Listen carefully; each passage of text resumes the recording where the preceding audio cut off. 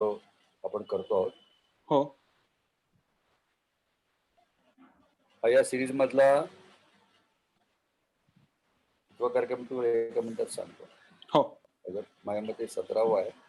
Okay, stand by. Stream सुरू झाली आहे. अमित एक सेकंद. अमित फक्त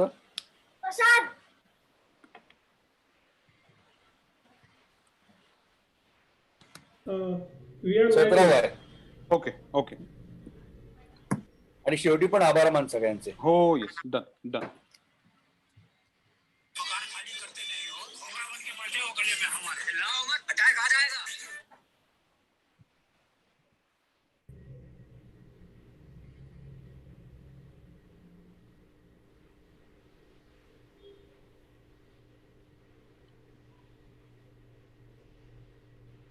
नमस्कार. इंडियन मॅजिक आय आणि प्रबोधन गोरेगाव प्रस्तुत प्रबोधन संवाद या कार्यक्रमाच्या आजच्या 17व्या भागात आपल्या सगळ्यांचं स्वागत करतो. मी लेखक गीतकार क्षितिज पटवर्धन आणि आज आपल्या सगळ्यांबरोबर एका अत्यंत महत्वाच्या विषयावर बोलायला आलेले आहेत सावित्रीबाई फुले पुणे विद्यापीठाचे कुलगुरू डॉक्टर नितीन करमळकर. मी सर्वप्रथम सरांचं स्वागत करतो या मंचावर. सर नमस्कार. नमस्कार. नमस्कार.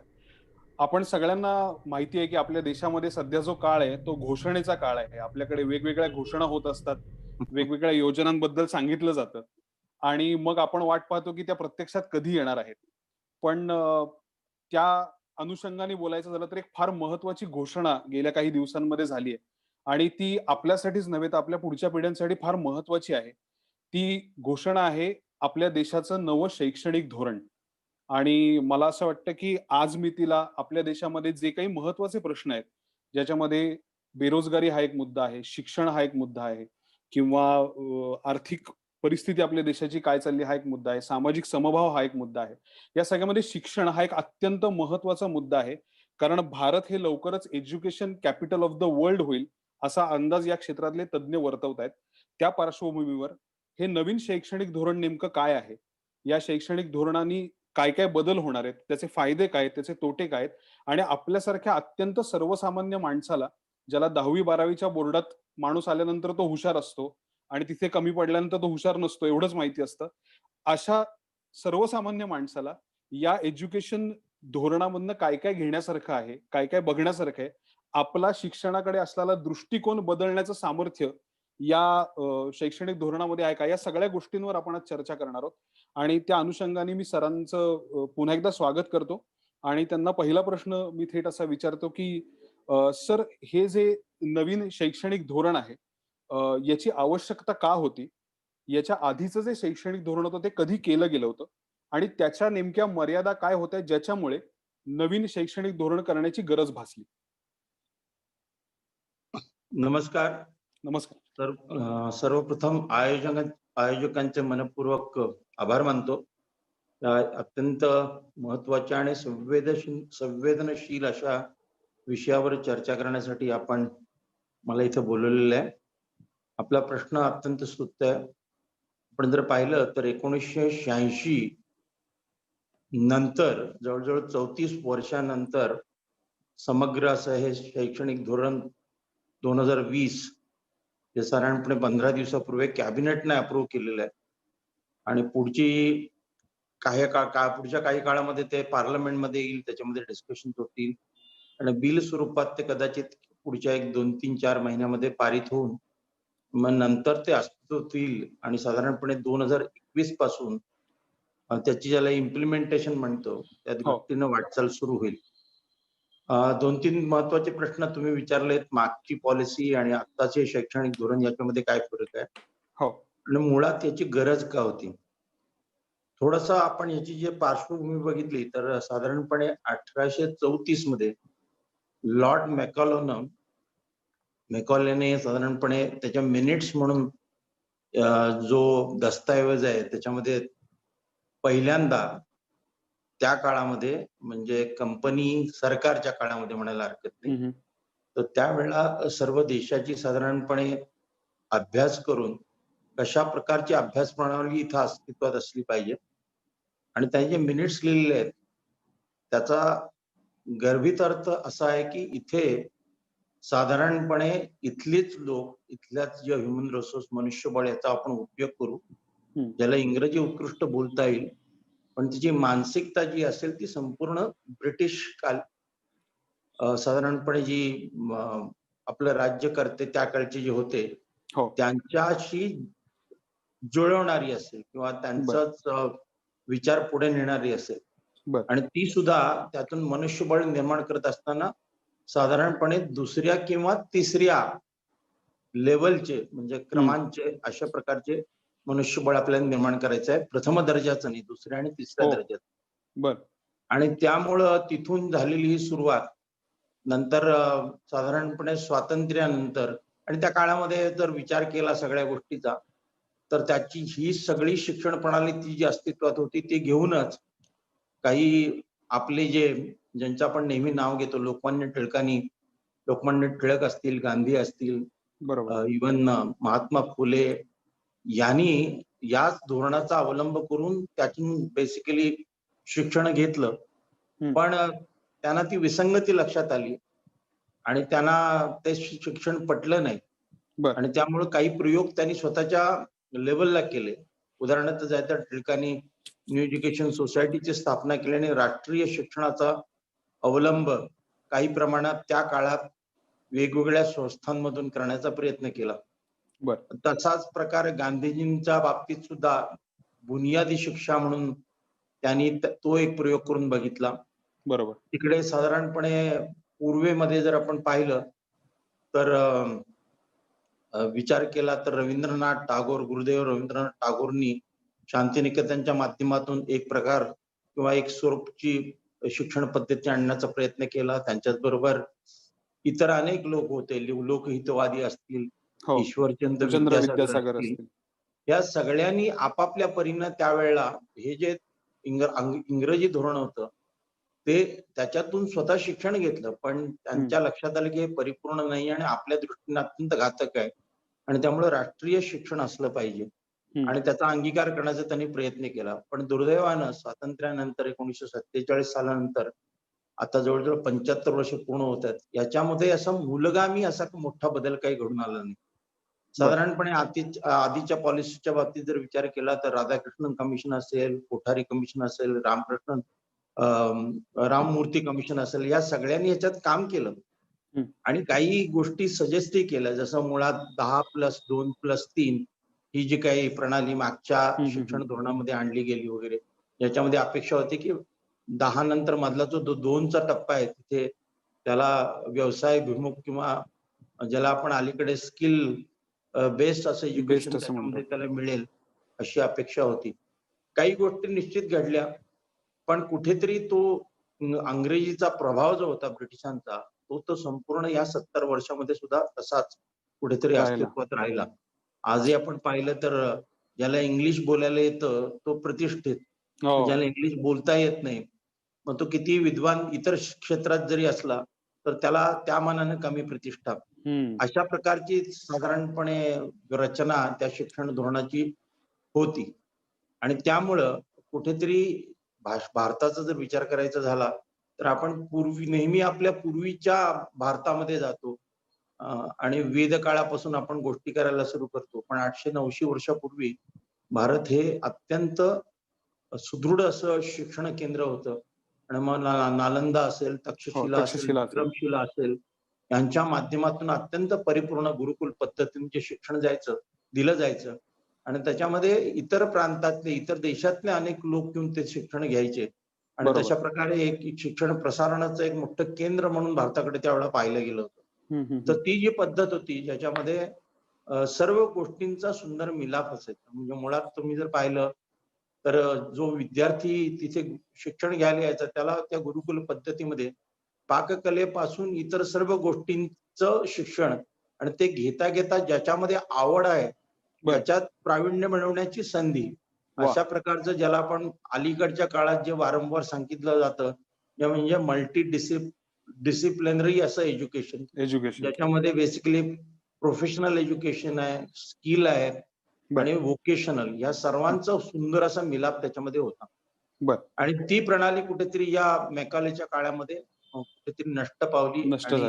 साधारणपणे बाबूगिरी करणारे लोक बनवण्याच्या दृष्टीनं शिक्षण प्रणाली जी अस्तित्वात आली आणि त्याचा प्रभाव ब्रिटिश गेल्यानंतर सुद्धा बराच काळ आपल्याकडे राहिलेला दिसतोय.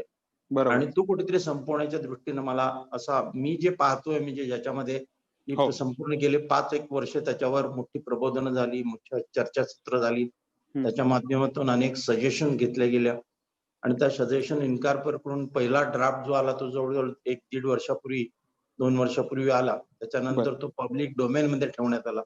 त्याच्यावर इतर जे स्टेक होल्डर्स आहेत त्यांच्याकडून सजेशन घेण्यात आली आणि त्याच्या माध्यमातून असा परिपक्व असा हा ड्राफ्ट साधारणपणे गेल्या 15-20 दिवसापूर्वी कॅबिनेटने अप्रूव्ह केला.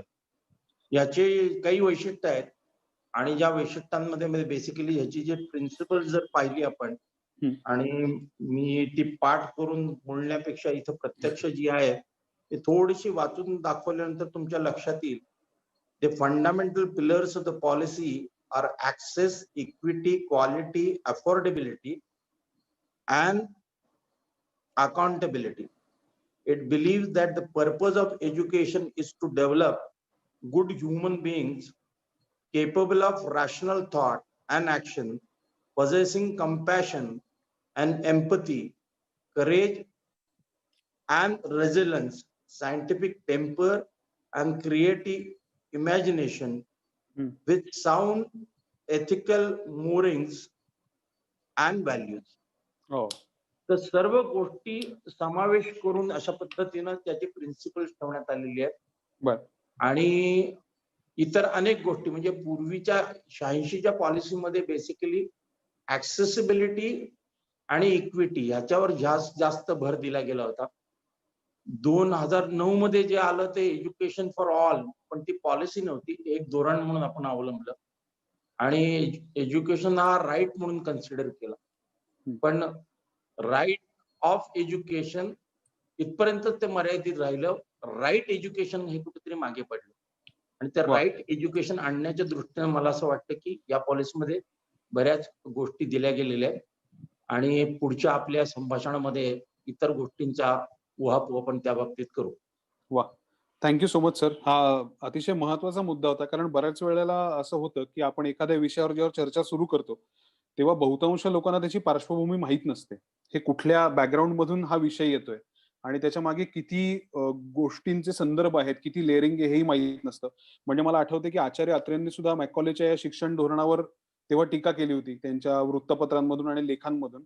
आणि दुसरं तुम्ही जे म्हणताय त्यातला एक फार महत्वाचा मुद्दा असा आहे की कायम पाश्चात्य देश आपल्याकडे it is a nation of first copies असं म्हणतो की कुठल्याही गोष्टीची तुम्हाला पहिली प्रत काढायची असेल तर ती भारतात तुम्हाला मिळेल, जसं टॅलेंट आहे किंवा बाकीच्या गोष्टी आहेत. तर तो जो एक शिक्का तुम्ही म्हटलात, जसं बाबूगिरी हा जो त्यातला मुद्दा आहे तो फार महत्वाचा आहे आणि त्या संकल्पनेतनं किंवा आपल्याकडे त्या परसेप्शननी बघण्यामधनं बाहेर येण्यासाठी ही जी नवीन शिक्षण धोरण पद्धती आहे ही फार महत्वाची आहे. याच्या पुढचा प्रश्न आता आपण डिरेक्टली शिक्षण पद्धती किंवा या नव्या योजनेबद्दल आपण बोलूया. हे जे नवीन शिक्षण धोरण आहे हे कोण बनवतं हा माझा पुढचा प्रश्न आहे. हे विचारण्याचं कारण असं की आपल्या देशामध्ये सरकारी योजना किंवा सरकारी धोरणं बनवणारी माणसं यांच्याविषयी एक प्रचंड प्रमाणात संदिग्धता आहे. सामान्य माणसाला असं वाटतं की सिनेमात जसं दाखवतात किंवा इतर माध्यमात जसं दाखवतात तशी काही 4 माणसं बसतात, त्यातल्या खूप लोकांना त्यातलं कळतं किंवा नाही कळतं असंही असतं आणि मग ते मिळून बाबा एक ठरवतात की हे आपण देशात असं असं केलं पाहिजे. तर हा एक काहीसा गैरसमज दूर करण्यासाठी मला तुम्हाला विचारायचं की हे शैक्षणिक धोरण कोण बनवतं, ही किती दिवसांची प्रक्रिया असते आणि यामध्ये कोणाकोणाचा सहभाग असतो? कारण मला असं वाटतं की ही जी माणसं आहेत ही एका अर्थाने विजनरी माणसं असायला हवीत, जी आपल्या काळाच्या पुढचा विचार करतील, की येणाऱ्या काळाचा एक अदमास घेऊन पुढच्या काळामध्ये शिक्षण व्यवस्थेचा प्रवाह असा असा होणार आहे, त्या दृष्टीने आपल्याला त्याला रचनेमध्ये आणायचंय. तर हे मला असं वाटतं फार महत्वाचं काम आहे आणि फार कमी बोललं गेलेलं काम आहे. तर आपण त्याच्यावर प्रकाश पडलात तर फार बरं होईल. मी पुन्हा एकदा प्रश्न सांगतो. शैक्षणिक धोरण कोण बनवतं? ती किती दिवसांची प्रक्रिया असते आणि त्यामध्ये कोणाचा सहभाग असतो? बरोबर. राष्ट्रीय पातळीवर ministry of human resource development MHRD, ज्याचं अलीकडच्या काळात नाव बदललं तर मिनिस्ट्री फॉर एज्युकेशन एवढंच ठेवलेलं आहे. तर तो एक बदल या पॉलिसीचाच भाग आहे. पण हे MHRDच्या माध्यमातून ही प्रक्रिया सुरू होते. तुम्ही म्हणता ते बरोबर आहे. एखादी सुकाणू समिती नेमली जाते पण सुकाणू समितीच्या माध्यमातून नॉर्मली अपेक्षा अशी आहे की प्रत्येक स्टेक होल्डर जिथे जिथे आहेत त्यांच्याबरोबर डिस्कशन्स आणि डेलिब्रेशन्स करून त्या पॉलिसीची प्रिन्सिपल्स आणि इतर गोष्टी साधारणपणे बनवल्या जातात. ही जी पॉलिसी बनवली याचे जे अध्यक्ष होते हे डॉक्टर कस्तुरीरंगन, जे तुम्हाला माहिती आहे इस्रोचे हो. चेअरमन म्हणून पूर्वी त्यांनी काम Chairman. केलेलं आहे. आणि त्या व्यतिरिक्त जवळजवळ 5 ते 6 वेगवेगळ्या पद्धतीच्या विद्यापीठातून येणारे कुलगुरू, म्हणजे ज्यांना आपण नॉर्मली धुरंधर असं म्हणतो आणि शिक्षणाची ज्यांना बऱ्यापैकी त्या क्षेत्रात ज्यांनी काम केलेलं असे, आणि ते करत असताना त्यांनी इतर लोकांबरोबर डिस्कशन करणं अपेक्षित आहे. मग इंडस्ट्री आहे, समाज आहे, समाजातील इतर अनेक घटक आहेत जिथे बेसिकली डिस्कस करणं गरजेचं आहे. त्या सगळ्या प्लॅटफॉर्मवर त्यांची डिस्कशन्स होणं अत्यंत गरजेचं आहे. तर ही जवळजवळ 6 ते 7 लोकांची अशी सुकाणू समिती होती आणि ज्यांनी गेले 5 वर्ष साधारणपणे याच्यावर काम केलं.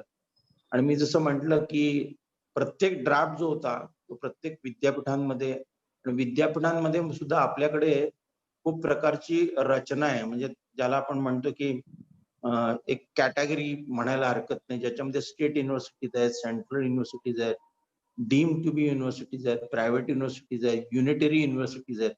एवढंच मोठं वर्गीकरण आहे. आणि त्यामुळे आतापर्यंत आपण जर पाहिलं की शिक्षणच मुळात मोठ्या फ्रॅगमेंटेड पद्धतीनं हे सगळीकडे दिलं गेलं किंवा दिलं गेलं जातं. आजही आपण पाहतो की एखादा केरळातला विद्यार्थी जेव्हा पुण्यामध्ये अभ्यास करायला येतो, साधारणपणे मास्टरचं पहिलं वर्ष पूर्ण आलं आणि त्याला दुसऱ्या वर्षाला किंवा बीएससी पूर्ण आलाय आणि इकडे यायचं असेल तर त्याचा इक्विव्हॅलन्स बघितलं जातं. म्हणजे त्यानं जे काही शिक्षण तिथं घेतलेलं आहे ते माझ्या इथल्या करिक्युलमशी कुठेतरी जोडलं गेलेलं आहे का काही प्रमाणात तरी, आणि मग त्या बेसिसवर त्याला इक्विव्हॅलन्स दिला जातो आणि मग त्याला ऍडमिशन मिळतं. त्यामुळे कुठेही एक पद्धती नाहीये. प्रत्येक ठिकाणी आपली आपली वेगळी प्रणाली प्रत्येकाने अवलंबून केलेली आहे. अपेक्षा आहे की युनिव्हर्सिटी ग्रँट कमिशन म्हणून जी सर्वोच्च आमची जी शिखर बॉडी आहे त्याच्या माध्यमातून बेसिकली जे सगळे अभ्यासक्रम असतो ते बनवले जातात. आणि ती अपेक्षा अशी असते की 70% तो अभ्यासक्रम आपण अवलंबणं अपेक्षित आहे आणि उरलेलं 30% लोकल नीड्स बघून त्याच्यामध्ये तुम्ही तसे चेंजेस करणं अपेक्षित आहे. आणि त्यामुळं या आताची जी प्रणाली अस्तित्वात आहे ह्याच्यामध्ये प्रत्येकाला म्हणजे स्टँड अलोन युनिव्हर्सिटीज आहेत, ज्याच्यामध्ये आपण पाहतो की मेडिकलसाठी मेडिकल युनिव्हर्सिटी वेगळी. 35 वर्षापूर्वी मी जेव्हा इथे विद्यार्थी म्हणून आलो तेव्हा बीजे मेडिकल कॉलेज असेल किंवा ससून हे पुणे विद्यापीठाला अफिलिएटेड होतं, आयुर्वेद पुणे विद्यापीठाला अफिलिएटेड होतं. पण नंतर मग तेही वर्गीकरण करण्यात आलं की टेक्निकलसाठी वेगळी युनिव्हर्सिटी, मेडिकलसाठी वेगळी युनिव्हर्सिटी आणि ट्रॅडिशनल करणारे पुणे विद्यापीठ किंवा तशाच तत्सम स्टेट युनिव्हर्सिटी.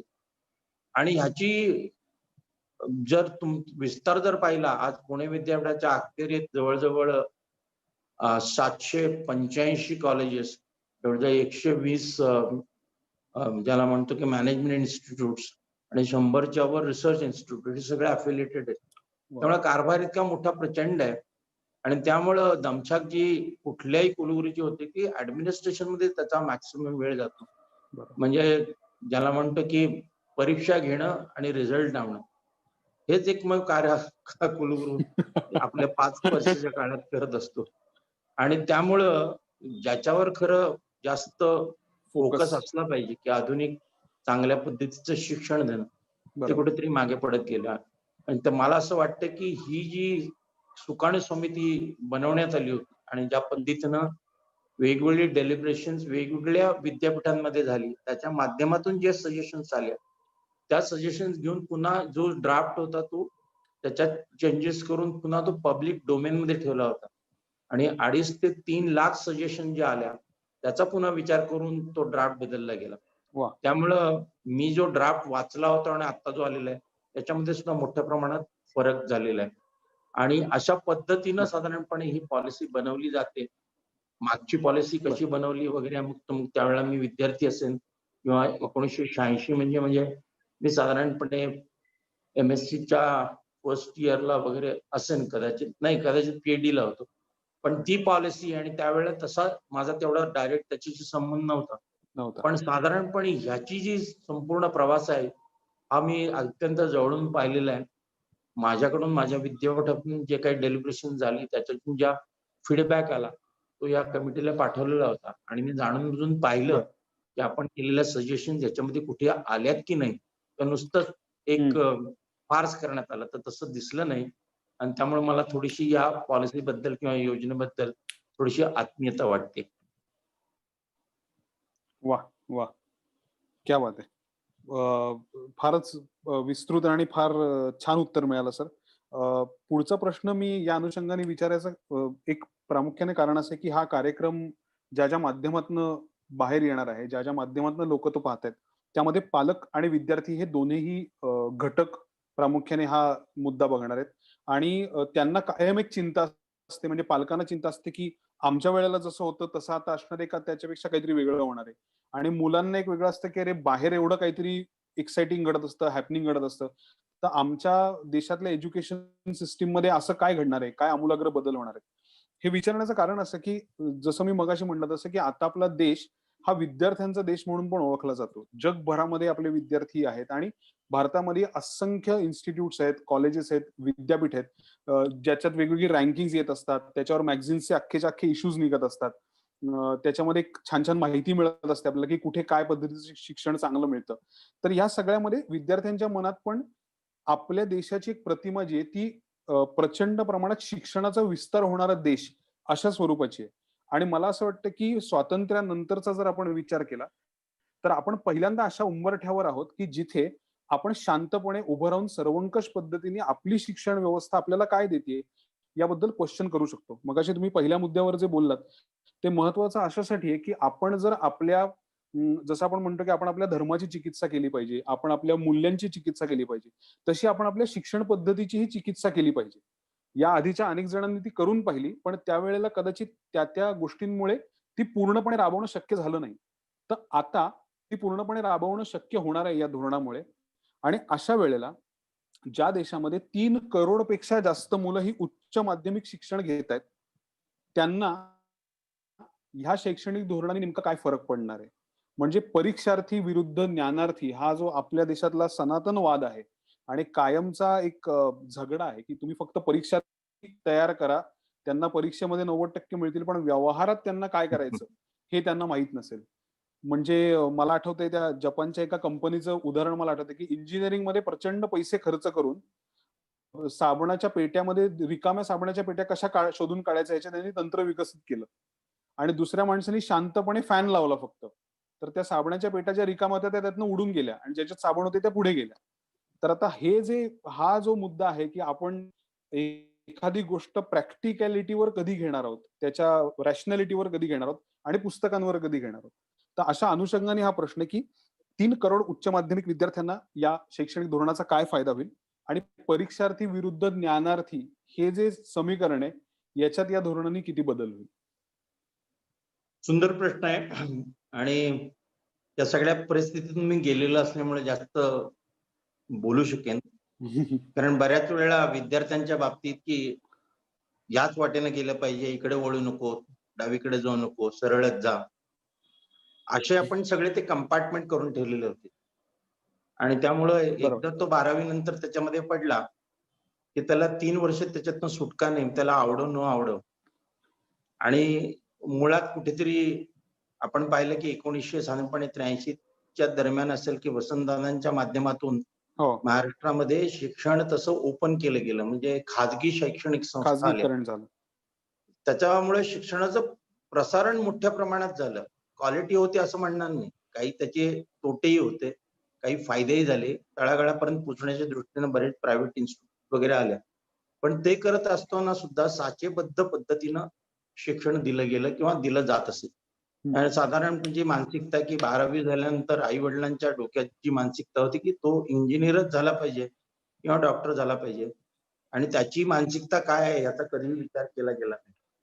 आणि विद्यार्थ्याला सुद्धा मोठ्या प्रमाणात अशा पद्धतीनं आपल्याला काही म्हणजे जेव्हा जमत नाही, तेव्हा दुसरा मार्ग आपण अवलंबला पाहिजे. असं जरी वाटलं तर तसा तो मार्ग दिला जायचा नाही. कारण कंपार्टमेंटमध्ये तो शिकायचा. एकदा बरोबर. इंजिनिअरिंग गेला, की त्याचं आयुष्य नियंत्रण, मग तो चांगला हो, वाईट हो, पास हो, नापास हो, तुला तिथंच राहायचंय. ही जी फ्लेक्झिबिलिटी नव्हती ती या शिक्षण प्रणालीमध्ये आणलेली आहे. वा. मुळामध्ये थोडंसं लिबरल एज्युकेशन म्हणून कन्सेप्ट आणलेलं. आणि लिबरल एज्युकेशन नॉर्मली तुम्ही मगाशी म्हणालात तसं, की परदेशातून सुंदर पॅकेजिंग आलं की आपण ते लिहिले ऍक्सेप्ट करतो. 1800 साधारणपणे 53 मध्ये लिबरल एज्युकेशन अमेरिकेमध्ये सुरुवात झालं.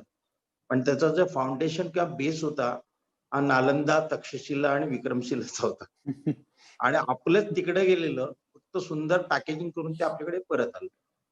आणि मग लिबरल आर्ट्स याच्यामध्ये थोडं शास्त्र पण आहे, सायन्स पण आहे, आर्ट्स आहे, म्हणजे कला आहे, इतरही अंग त्याच्यामध्ये शिकवली जात आहेत. अशा पद्धतीनं साधारणपणे एक मी सुंदर अशी मिलाप म्हणेन, त्याला भेसळ असं म्हणणार नाही, अशा पद्धतीचं एक शिक्षण प्रणाली आपण इथे आणली. आणि ती सुद्धा नॉर्मली जी आली ती प्रायव्हेट इन्स्टिट्यूट मध्ये जास्त प्रमाणात आली. म्हणजे पुण्यातच बोलायचं झालं तर सिम्बायोसिस असेल किंवा फ्लेम युनिव्हर्सिटी असेल किंवा इतर आणखी प्रायव्हेट विद्यापीठांमध्ये. आणि त्याची जर फी बघितली तर माणूस हापून जाईल अशी फी होती की 10-12 लाख रुपये साधारणपणे त्याचा खर्च. स्टेट युनिव्हर्सिटी जे असतात त्या मासेससाठी असतात, they are not meant for classes. हे क्लासेस म्हणजे हे वर्गीकरण नाही, क्लासेस वाले सुद्धा येतात. पण जनरली माझ्याकडे येणारा जो विद्यार्थी असतो अत्यंत बऱ्याच वेळा ज्याला म्हणतो की फर्स्ट टाइम लर्नर वगैरे असं, म्हणजे त्याच्या पिढीमध्ये पहिलाच तो शिकतोय आणि अत्यंत ग्रामीण भागातून त्याची परिस्थिती चांगली नाही अशा पद्धतीचे विद्यार्थी अनेक इथे शिक्षण घ्यायला येतात. आणि त्या ह्याला बेसिकली आपण शिक्षण देणं, त्यामुळे कुठल्याही स्टेट युनिव्हर्सिटीमध्ये तुम्हाला लिबरल आर्ट्स पाहायला मिळणार नाही. पण पुणे विद्यापीठ, आणि आम्ही अभिमानाने सांगतो की 2 वर्षापूर्वी याचा आम्ही विचार केला, मागच्या वर्षी सुरुवात केली, या दुसरं वर्ष आहे आणि साधारणपणे 30-35 हजारामध्ये तो शिकतोय हे सगळं. आणि हे करत असताना सर्व गोष्टी देतोय, त्याला आपण कलेचं शिक्षण देतोय, परफॉर्मिंग आर्ट्सचं देतोय, अँथ्रोपॉलॉजी आहे त्याच्यामध्ये, सोशल सायन्स आहे, सायन्सच्या काही अंग दिलेली आहेत.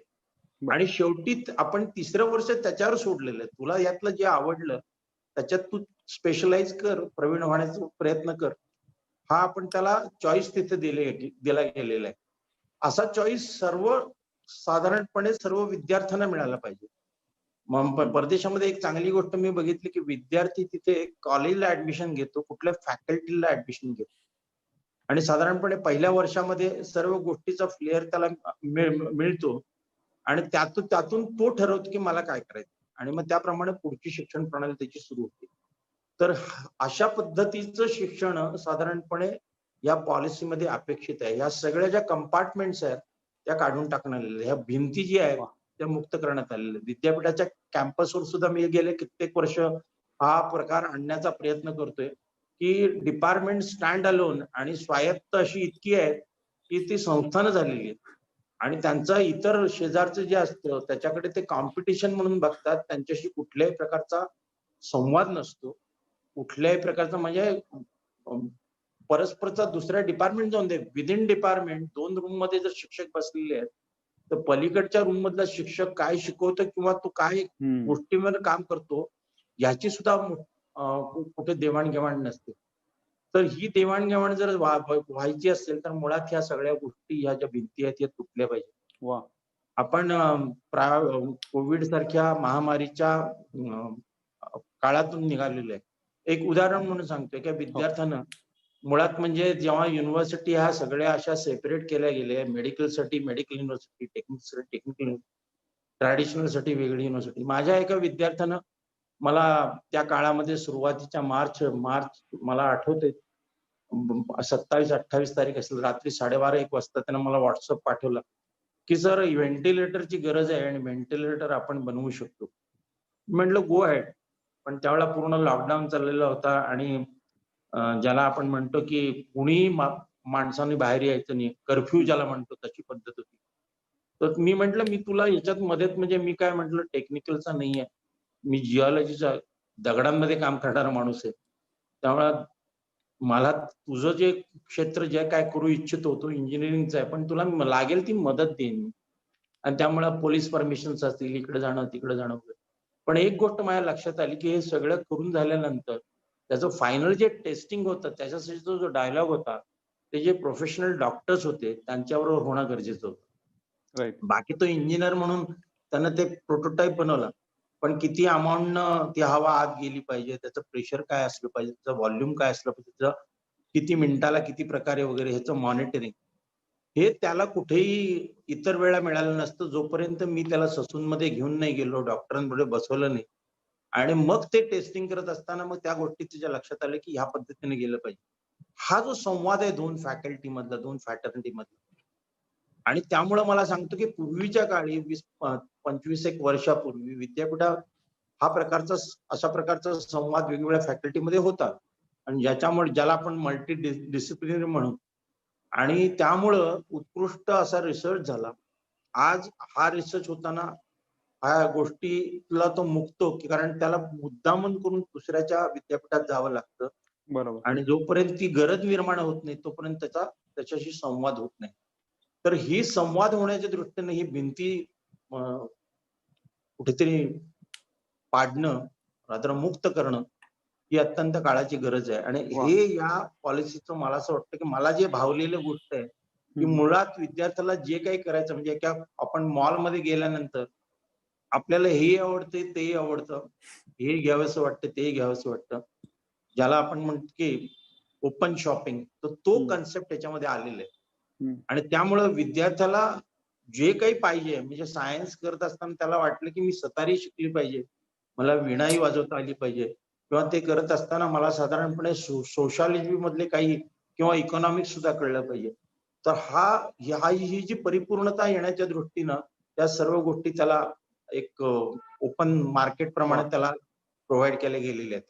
आणि तशा पद्धतीने जर शिक्षण झालं, तर मला असं निश्चित वाटतं, की तुम्ही जे म्हणालात, की जो डेमोग्राफिक डिव्हिडंड आपल्याला आज 70% विद्यार्थी, म्हणजे तरुण विद्यार्थी आपल्या देशामध्ये आहेत, आणि त्यांचं भाग्य आणि त्याचबरोबर देशाचं भाग्य जर घडवायचं असेल, तर हा जो सगळ्यात महत्वाचा जो आपण ज्याला म्हणतो, की स्टेक होल्डर, तो विद्यार्थी आहे.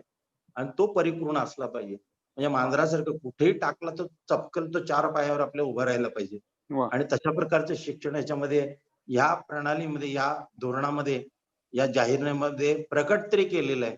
आणि त्यामुळे मला ते भावलं. वा वा वा वा. सर, फार फार छान सांगितलं तुम्ही. आणि फार महत्वाचा मुद्दा यात असा आहे, की आपल्या देशामध्ये एक फार मोठा आजार, म्हणजे करोना तर आहेच आता, पण त्याहून महत्वाचा आजार जो आहे ना, तो अझम्पशन हा आहे, की एका ठिकाणची लोक दुसऱ्या ठिकाणच्या माणसांबद्दल अझ्युम करून ऑलरेडी ठरवतात, की यांचं हे चाललेलं असेल. मग ते वेगवेगळ्या प्रादेशिकतेबद्दल पण आहे, भाषेबद्दल पण आहे, धर्माबद्दल पण आहे, एज्युकेशन बद्दल पण आहे. तर अशा वेळेला, म्हणजे अशा काळामध्ये जिथे लोक प्रत्येक गोष्टीचा वापर हा स्वतःभोवती भिंत उभी करायलाच करतायत, की आम्ही असे आहोत आणि ते तसे आहेत. तर अशा वेळेला त्या भिंती तोडून सगळ्या गोष्टींचा आस्वाद घ्यायची मुभा विद्यार्थ्यांना देणं हे प्रचंड गरजेचं आहे. याचं कारण मला असं वाटतं, की आपली एज्युकेशन व्यवस्था जी आहे ती कायम स्कोप ओरिएंटेड होती. म्हणजे मी जेव्हा 10वी पास झालो, तेव्हा लोक म्हणायचे, की बाबा तू तिथे जा जिथे स्कोप आहे. आणि त्याच्यामध्ये तेव्हा मला पॅशन हा शब्दच मुळात माहित नव्हता. तो फॅशन आहे का पॅशन आहे हेही मला 12वी नंतर कळलं. पण पॅशन परस्यू करणं, मला एखादी गोष्ट पॅशनेटली करावीशी वाटते, आणि देर इज नथिंग रॉंग मी एका वेळेला 2 गोष्टी पॅशनेटली परस्यू करणं. म्हणजे मी सायन्स मधून आलो 12वी पर्यंत, मग मी कम्प्युटर सायन्स केला आणि मग मी पत्रकारिता केली. आता हा इतका म्हणजे ही इतकी आडवाट आहे खरं तर. पण मला आत्ता तुम्ही म्हणताय त्या गोष्टीची महती कळते, की विद्यार्थ्याला त्याच्या वेळेला, त्याच्या वयानुसार आणि त्याच्या समजेनुसार हे निवडू देणं, की मला आता ही गोष्ट करायची आहे. मला असं वाटतं मला ह्याच्यात मजा येणार आहे, मला ह्याच्यात चांगलं वाटणार आहे, किंवा ह्याच्यात मला पुढे एक्सेल करण्याची इच्छा आहे. तर त्या अनुषंगाने ती जी मुभा आहे ती या शिक्षण प्रणालीत आहे, या शिक्षण धोरणामध्ये, आणि मला हे त्याचं फार मोठं वैशिष्ट्य वाटतं. कारण आपल्या देशामध्ये पालक आणि विद्यार्थी यांच्यामध्ये असणारा विसंवाद हा एक फार महत्वाचा मुद्दा आहे, जो बऱ्याच प्लॅटफॉर्म्सवर ऍड्रेसच केला गेलेला नाहीये. की वडील म्हणतात तू हे करायचं म्हणजे हे करायचं, विषय संपला. जसं ते सिनेमात दाखवतात, की बाळ जन्माला आल्यावर मेरा बेटा इंजिनियर बनेगा, ते त्यांनी तिथे ब्रह्मवाक्य लिहिलं की संपलं. तर अशा काळामध्ये जिथे विद्यार्थ्यांना बाहेरचं सगळं जग उपलब्ध आहे, आणि त्यांच्या शिवारामध्ये, त्यांच्या अंगणामध्ये त्यांना असा एक विद्यापीठ आहे जे म्हणते की अरे बाळांनो, इथे काही भिंती नाहीयेत, तुम्हाला हवे तिथे तुम्ही खेळा आणि त्यातनं छान माणूस बना. तर हे मला असं वाटतं फारच दूरगामी परिणाम करणार आहे आणि आपल्याला फर्स्ट कॉपी कल्चर मधनं बाहेर काढणार आहे. So thank you very much. तुम्ही फार सुंदर याबद्दल सांगितलं. आता त्या एज्युकेशन पॉलिसी मधली जी खासियत आहे, आपण म्हणूया की म्हणजे आम्ही ऍडव्हर्टायझिंग मध्ये काम करताना श्रीरंग गोडबोले पण इथे आहेत, ज्यांच्याकडे बघून मी शिकलोय किंवा शिकतोय अजूनही. तर कायम आम्हाला सांगितलं जातं की एक 10 वर्षाचं मूल आहे आणि त्याला तुम्हाला समजवायचंय की ही गोष्ट काय आहे. तर त्यापेक्षा थोडंसं आपण मोठे एक 16-17 वर्षाचा मुलगा आहे, समजा तो आता 12वी पास झालेला आहे. तर अशी कुठली वैशिष्ट्य आहेत या नवीन पॉलिसी मधली, जी तुम्हाला त्याला सांगायला आवडतील, की ज्यांनी त्याचं आयुष्य सुखकर होणार आहे आणि तो कदाचित स्वतःच्या पालकांनाही सांगू शकतो, की हे छान आहे ह्याच्यामध्ये. मला ह्याच्यामध्ये हे करता येण्यासारखं आहे. तर असं काय या ह्याच्यामध्ये आहे? आणि त्यातलं एक मी माझ्या वाचनात आलं ते फार मला इंटरेस्टिंग वाटलं. ते म्हणजे ह्याच्यात बोर्ड परीक्षांचं महत्त्व कमी झालंय. बरोबर. आणि ते मला असं वाटतं, की जसे पुण्यात मानाचे गणपती असतात, तसे ते पूर्वी मानाचे विद्यार्थी असायचे 30 जण. आणि त्याच्यात न येणं म्हणजे तुम्ही आयुष्यात काहीतरी प्रचंड मोठा गुन्हा केलाय किंवा अपराध केलाय अशी लोक रडारडी करायची. तर ते जे मार्कांचं कल्चर आहे, तो जो एक त्याचा त्याचा बभरा केलेला आहे, तर त्यातनं हे बाहेर काढणे. तर मला काय सांगाल तुम्ही या सगळ्या प्रेक्षकांना, की या एज्युकेशन पॉलिसीची तुम्हाला भावलेली वैशिष्ट्य काय? चांगला प्रश्न आहे. मगाची पहिला एक भावलेली गोष्ट मी सांगितली म्हणजे मल्टी डिसिप्लिनॅरिटी आणि ज्या भिंती त्या तोडल्या गेलेल्या आहेत. हो. एक अत्यंत चांगली गोष्ट घडलेली आहे. आणि दुसरं त्याच्यामधलं जे आहे की मल्टिपल एंट्री आणि एक्झिट पॉइंट दिलेले आहेत. म्हणजे बऱ्याच वेळा परिस्थिती अशी असते की मला एकच वर्ष शिकू शकतो मी, तेवढेच पैसे माझ्याजवळ आहेत, माझे पेरेंट्स मला तेवढेच देऊ शकतात. पुढचं शिक्षण करायचं तर एक तर मला कर्ज घेतलं पाहिजे, नाहीतर काहीतरी बाहेर जाऊन कमाई केली पाहिजे. पण शिक्षण प्रणाली मला ती अलाव करत नाही. मी एकदा ते ऍडमिशन घेतलं की 3 वर्ष, एकदा मी एक्झिट घेतली की कायम. मला पुन्हा परत येता येत नाही. तर तो जो प्रकार आहे मल्टिपल एंट्री आणि एक्झिट म्हणजे साधारणपणे पहिल्या वर्षी त्यानं जर घेतलं, पूर्ण केलं, तर त्याला आपण सर्टिफिकेट देऊ किंवा डिप्लोमा देऊ. दुसरं वर्ष पूर्ण केलं तर त्याला ऍडव्हान्स डिप्लोमा देऊ. तिसरं वर्ष पूर्ण केलं तर डिग्री मिळेल. त्यामुळे 1 वर्षानंतर त्यानं म्हटलं की मला आता गरजेपुरतं मिळालंय आणि माझ्याकडे पुढचं शिकायला पैसे नाहीयेत. मी 1 वर्षभर कुठेतरी नोकरी करतो आणि परत येतो. तर ते शक्य झालेलं आहे ह्याच्यामध्ये. वा वा आणि वा. ह्यामध्ये मला निश्चित कारण मी अत्यंत सामान्य घरातून आलेला असा आहे आणि मला आठवते की एमएससी करायला त्यावेळेला प्रोफेशनल कोर्सेस जर असले तर तुम्हाला लोन मिळतं. पण एमएससी करायला लोन नसायचं. मला फार म्हणजे त्या बँक मॅनेजर खूप पटवावं लागलं. 4-5 प्रतिष्ठित लोकांना घेऊन जावं लागलं आणि त्यांच्या माध्यमातून काहीतरी मला एक ₹8,000 त्यावेळेला त्यांनी दिले. आणि त्यामुळे माझं शिक्षण पूर्ण झालं. कदाचित त्यावेळेला ते जे पैसे मिळाले नसते, मलाही कुठेतरी एक्झिट घ्यावी लागली असती. तर तो प्रकार इथे आता राहणार नाही. आणि दुसरं एक जसं मी म्हटलं, की सायन्स करत असताना थोडंसं त्याला वाटलं, की मी दुसऱ्याही काही एक 10 क्रेडिट्स दुसऱ्या विषयाचे घेऊ. इकॉनॉमिक्स मी 2 घेतो, कॉमर्सचे 2 घेतो आणि 2 मला आवड जी आहे ती थोडीशी नाटक आणि किंवा नृत्य या भागात या गोष्टीतली आहे. तर तेही 2 क्रेडिट घेतो. वा. आता तो सरमिसळ करून त्याला ती डिग्री मिळू शकेल. पूर्वी कसं वा. होतं, की 75% मिनिमम त्यानं त्या फॅकल्टीमध्ये केलंच पाहिजे आणि 25% त्याला ती मुभा होती, की बाकीचे क्रेडिट्स घ्यायच्या. एक CBCS choice based credit system म्हणून एक 2000 मध्ये प्रकार आला. बर. पण शिक्षक लोक इतके हुशार असतात. त्याच्यामध्ये त्यांनी काय केलं, की 70 आणि 30% असं केलं. ते 70% साधारणपणे त्याच्याच डिपार्टमेंट मधले त्याचे जे मूलभूत कोर्सेस आहेत त्यांनी केले पाहिजेत. आणि 30% चॉईस जो होता खरं सांगायचं तर गाभा असा होता, की 30% मध्ये त्यानं सायन्स सोडून म्हणजे मी सायन्सचा जिओलॉजीचा विद्यार्थी आणि मला करतो आता मला असं वाटलं, की मी फिजिक्स मधले 2 घ्यावेत, एखादा मॅथेमॅटिक्स मध्ये करावा. 1-2 कोर्सेस मला परफॉर्मिंग आर्ट्स मध्ये करावेत. ही मुभा होती. पण शिक्षक इतके हुशार आणि नेहमीच तसे राहिलेले आहेत ते. तर त्यांनी तसंच केलं, की त्याला 70% कंपल्सरी कोर्सेस केले आणि 30% इलेक्टिव्ह कोर्सेस पण त्याच डिपार्टमेंटमध्ये. म्हणजे शेवटी त्याचा परीघ जो राहिला तो डिपार्टमेंट पुरताच राहिला. आणि तो प्रकार जो केला गेला तो या प्रणालीमध्ये येणार नाही. चॉईस बेस्ड क्रेडिट सिस्टीम घेऊन सुद्धा आपण जे काय उत्कृष्ट मातेरी करू शकलो हे शिक्षण व्यवस्थेला समजलेलं आहे किंवा मला असं वाटतं की जे पॉलिसी बनवायला बसलेले होते त्यांच्या कुठेतरी लक्षात आले वा. आणि त्यामुळे त्यांनी ही प्रचंड मुभा दिलेली आहे. तो एक चांगला प्रकार आहे. अशा बरेच गोष्टी आहेत आणि ज्याच्यामध्ये ट्रॅडिशनल नॉलेज सिस्टीम का नाही म्हणजे मी शिकायचं, की मला आवडतं काही गोष्टीत. अहो, जर इराणमध्ये उपनिषद शिकवलं जातं आणि तिथे या गोष्टीचा अंगीकार केला जातो, तर आपल्याला त्याच्यामध्ये वाईट वाटण्यासारखं काय कारण आहे? काहीच कारण नाही. बरोबर. म्हणजे तेहरानच्या विद्यापीठामध्ये उपनिषदावर एक कॉन्फरन्स होते आणि पाणिनी ज्याचं बऱ्याच मला असं वाटतं, की आजच्या विद्यार्थ्यांना बऱ्यांना विचारलं तर नावही त्यांना माहिती असेल असं मला वाटत नाही. तर हा पाणिनी च्या नावानं ती कॉन्फरन्स होते. तर त्यावेळेला मी थोडंसं हे झालं, की पाणिनीच्या नावानं उपनिषद आणि ह्याच्या संबंधातली कॉन्फरन्स करत असताना आणि ती सुद्धा तेहरान विद्यापीठात. ते म्हणाले, की पाणिनी फक्त संस्कृतचं व्याकरण असेल किंवा पर्शियनचं व्याकरण असेल, हे दोन्ही व्याकरणं जी दिलेली आहेत, ती पाणिनीने दिलेली आहेत.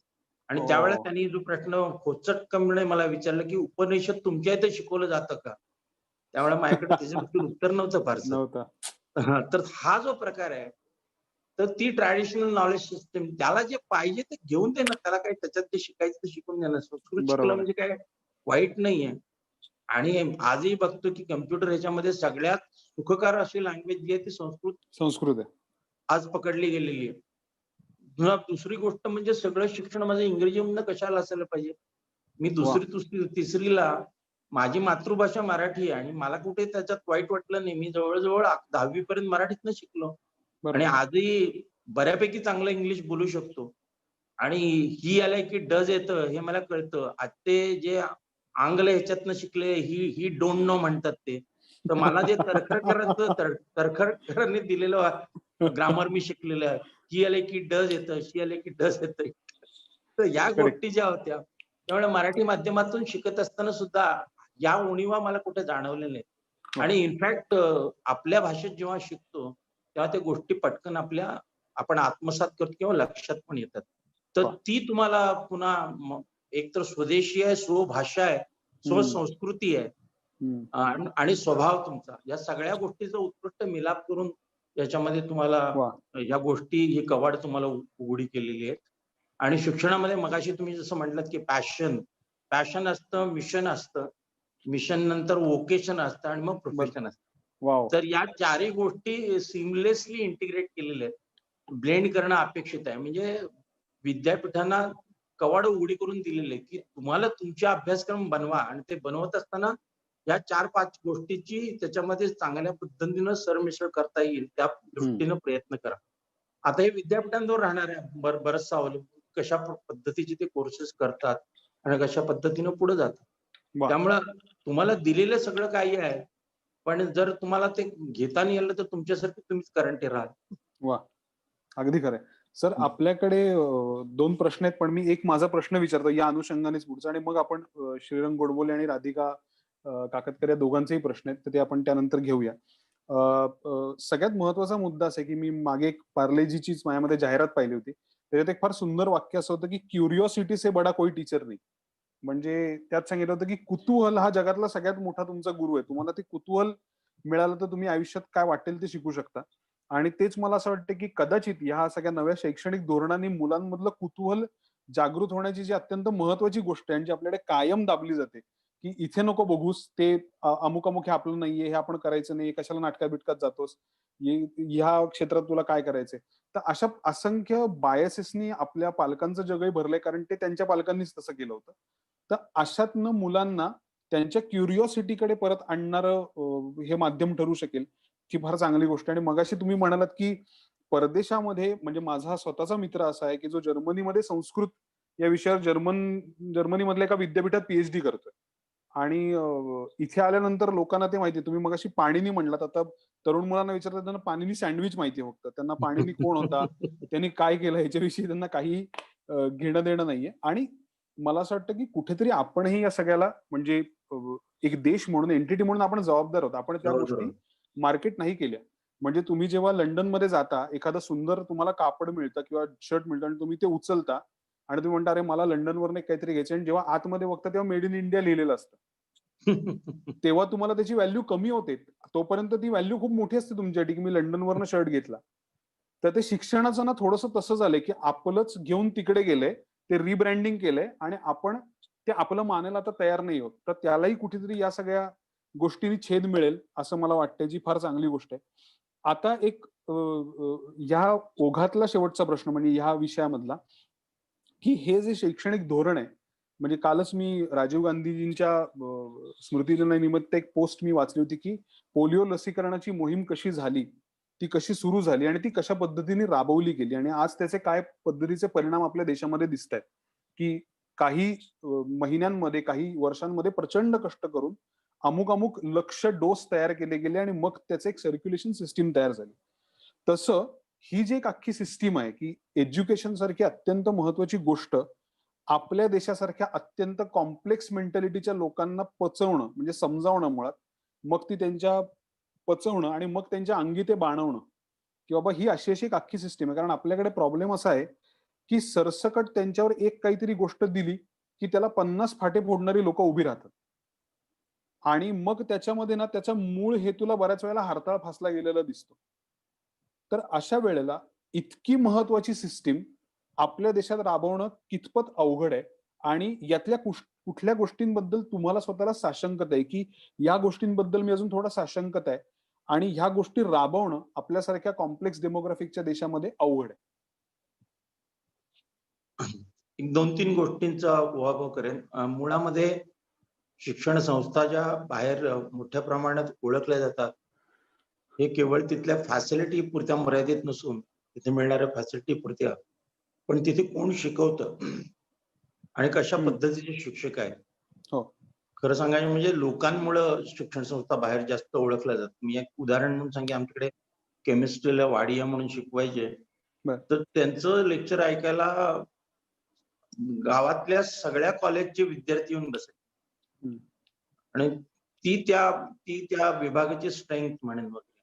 वा. तर त्यामुळं शिक्षक चांगले आले पाहिजेत आणि त्यांची जी निवड केली जाते ती प्रक्रिया उत्तम पद्धतीने अवलंबली पाहिजे. म्हणजे माझा पीएचडीचा एक विद्यार्थी झाला की आता मी रिटायर होताना त्याला घ्या आणि मी रिटायर असतोपर्यंत साधारणपणे मी हेडशिपला पोहोचलेलो असतो. त्यामुळे मला ते बरोबर. सोपं पण होतं पटकन त्याला घेणं वगैरे. तर ही शिक्षकांची निवड मुळात उत्कृष्ट असली पाहिजे आणि ती करत असताना जी प्रणाली राबवली जाते ती खूप ट्रान्सपरंट असली पाहिजे, जी नाही आहे. आणि हे कायम प्रॉब्लेम राहिलेलं आहे. आणि इथे फक्त पॉलिटिकल इंटरफरन्स नसतो, आपल्या लोकांचा सुद्धा इंटरफरन्स असतो सगळ्या गोष्टी. बर. तो ते कमी होणं कसं शक्य होईल त्याकडे लक्ष दिलं पाहिजे. ह्याच्यामध्ये त्यांनी काल एक चांगली बातमी आलेली आहे की नॅशनली रिक्रुटमेंट बोर्ड वगैरे असणार आहे. झालं तर बर. चांगलं होईल. वा. दुसरा जो प्रकार आहे की बेसिकली फॅसिलिटी क्रिएट करायचं झालं तर त्याच्यामध्ये नुसती पॉलिसी बनवून चालत नाही. त्यासाठी तेवढं वित्त योजना, तेवढ्या प्रमाणात पैसाही पुरवला गेला पाहिजे. हो. आज आपण साधारणपणे बघतो की जीडीपीच्या साधारणपणे 0.3 ते 0.4% हे संशोधनावर खर्च केले जातात. ही अपेक्षा साधारणपणे 6 ते 7% पर्यंत गेली पाहिजे. शिक्षणामध्ये मूलभूत जर काही बदल व्हायचा असेल तर बेसिकली इतक्या मोठ्या प्रमाणात इन्व्हेस्टमेंट केली गेली पाहिजे. आणि ते करत असताना पुन्हा आपलं जे स्ट्रक्चर आहे फेडरल आणि सेंट्रल, हो. आज जे मोठ्या प्रमाणात दिसतं की 900-800 कॉलेजेस, 1,200 इन्स्टिट्यूट यांचा सगळा कारभार सांभाळायचा आणि तिथे कुठे तुम्ही क्वालिटी कॉन्शियसनेस आणणार आहे बेसिकली. परदेशातली विद्यापीठ चांगली काय आहेत? ऑक्सफर्डला जा किंवा कुठल्या हार्वर्डला जा, हे साधारणपणे गोळाबेरीज त्यांची विद्यार्थ्यांची संख्या 40 ते 50,000 असते. ऍफिलिएटिंग मुळात ती सिस्टीम नसते, असली तरी 4-5-10 कॉलेजेस येतील त्याच्यामध्ये. बरोबर. आज माझ्या इथे जवळजवळ इतकी साधारणपणे 100 मधली कॉलेजेस, 7.5 लाख विद्यार्थी हे म्हणजे अनमॅनेजेबल युनिट आहे. बरोबर. आणि त्यामुळं त्यांना स्वायत्तता देणं, त्यांचं एकत्रीकरण करणं, विद्यापीठाला ह्याच्यातून कुठेतरी थोडंसं सोडवणं, विद्यार्थ्यांची संख्या साधारणपणे काय त्या विद्यापीठामध्ये 1.5-2 लाखच्या वर असू नये, कॉलेजेस सुद्धा साधारणपणे अशा प्रकारची असू नये.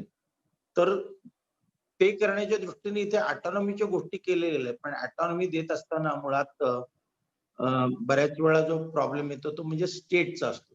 हम्म. तर स्टेट नुसती ऑटोनॉमी देईल, पण बाकी त्याच्यावर लागणारा पैसा जो आहे तो मिळत नाही. बरोबर. तर त्या दृष्टीनं म्हणजे मुळात 2 लेव्हलचे प्रॉब्लेम आहे. एक पतपुरवठा जो चांगल्या पद्धतीनं व्हायला पाहिजे तो, आणि दुसरी थोडक्यात जी स्वायत्तता मिळायला पाहिजे सगळ्या गोष्टीमध्ये. हा इंटरफेरन्स जो आहे तो मोठ्या प्रमाणात कमी होणं गरजेचं आहे. बर. माझ्या दृष्टीने हे 2 महत्वाचे प्रॉब्लेम आजही आहेत. हे बर. पॉलिसी आल्यानंतर ठीक होतील असं मी मुळीच म्हणत नाहीये. पण एक प्रयत्न केला गेलेला आहे आणि त्याबरोबर अपेक्षा आहे की बोलताना जे काही पंतप्रधानांनी 15 दिवसापूर्वी MHRDच्या वेबिनारमध्ये जे काही बोलले ते उद्घाटनाच्या भाषणामध्ये, तर त्यात त्यांनी सांगितलेलं आहे की ह्यासाठी लागणारा जो पतपुरवठा आहे किंवा पैसा आहे तो मोठ्या प्रमाणात खुल्या असताना दिला जाईल. तशा जर गोष्टी घडल्या तर कदाचित त्याचं इम्प्लिमेंटेशन उत्कृष्ट पद्धतीनं होईल.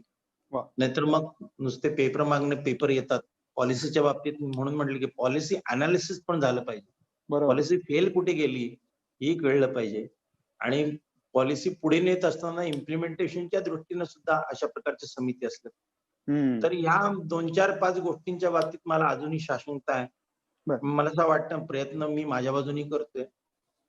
पुणे विद्यापीठाचं स्वतःच एक नाव आहे आणि त्यामुळं थोडंसं सोपं जातं की पैसे आणण्याची जी प्रक्रिया आहे त्यातल्या त्यात सोपी होते. पण जी नवीन विद्यापीठ निर्माण झालेली आहे त्यांची परिस्थिती अत्यंत, मला असं वाटतं की दयनीय म्हटलं तर काही चुकीचं ठरू नये. ठरणार नाही. तर त्यामुळं मग ते हा जो दुजाभाव आहे, हे विद्यापीठ चांगलं, ते विद्यापीठ कमी दर्जाचं वगैरे हे राहता कामा नये. पण ते जर राहायचं नसेल तर त्यासाठी जी लागणारी स्वायत्तता आहे, उत्कृष्ट टीचर्स सिलेक्ट करण्याची स्वायत्तता आहे आणि लागणारा जो पतपुरवठा आहे, या गोष्टी मिळणं गरजेचं आहे. ते या पॉलिसीच्या माध्यमातून मिळेलच या बाबतीत अजूनही मी साशंक आहे. वा. नाही, हे मला असं वाटतं हे मोकळेपणाने आणि ओपनली बोलणंही खूप गरजेचं आहे. कारण त्या दृष्टीनेच त्याच्यामध्ये बदल घडण्याच्या शक्यता तयार होतील. आणि जसं आपण नेहमी म्हणतो की कुठली शिक्षण व्यवस्था ही 2 भक्कम खांबांवर उभी असते. एक म्हणजे त्यातले शिक्षक आणि दुसरी म्हणजे त्यातली साधन सामुग्री. म्हणजे ज्याला आपण म्हणतो की इन्फ्रास्ट्रक्चर त्याचं ज्या पद्धतीचं आहे ते, आणि शिकवणारी माणसं ज्या पद्धतीची आहेत. तर या दोन्ही गोष्टींवर तुम्ही फार विस्ताराने छान बोललात. या अनुषंगाने आपण आता आपल्याकडे जे पॅनलिस्ट आहेत त्यांनी काही प्रश्न विचारलेले आहेत, तेही मी आपल्याला विचारू इच्छितो. सो त्यातला पहिला प्रश्न श्रीरंग गोडबोलेंचा आहे की या सगळ्या कोविडच्या काळामध्ये आपण विद्यापीठाच्या माध्यमातून अवयव दानासारखा इनिशिएटिव्ह घेतलाय. तर त्याच्याबद्दल आपण थोडक्यात काय सांगू शकाल सगळ्यांना? कारण हा असा उपक्रम आहे की ह्यातनं परत विद्यार्थ्यांना त्या ठराविक चौकटीच्या बाहेर काढून बाहेरच्या जगामध्ये अशा पद्धतीच्या एखाद्या सिच्युएशन मध्ये तुम्ही अडकल्यावर माणूस म्हणून कसं रिॲक्ट व्हायचं किंवा कसं रिस्पॉन्ड व्हायचं रादर रिॲक्ट पेक्षा, आणि आपण समाजाला फक्त विद्यार्थी म्हणून नाही तर माणूस म्हणूनही कसे उपयोगी पडू शकतो याचंही शिक्षण देण्याचा हा अभिनव प्रकार आहे असं मला वाटतं. तर त्याबद्दल तुम्ही काय सांगाल या इनिशिएटिव्ह बद्दल? मुळात कोविडच्या काळामध्ये मी खूप शिकलो कुलगुरू म्हणून मी म्हणेन.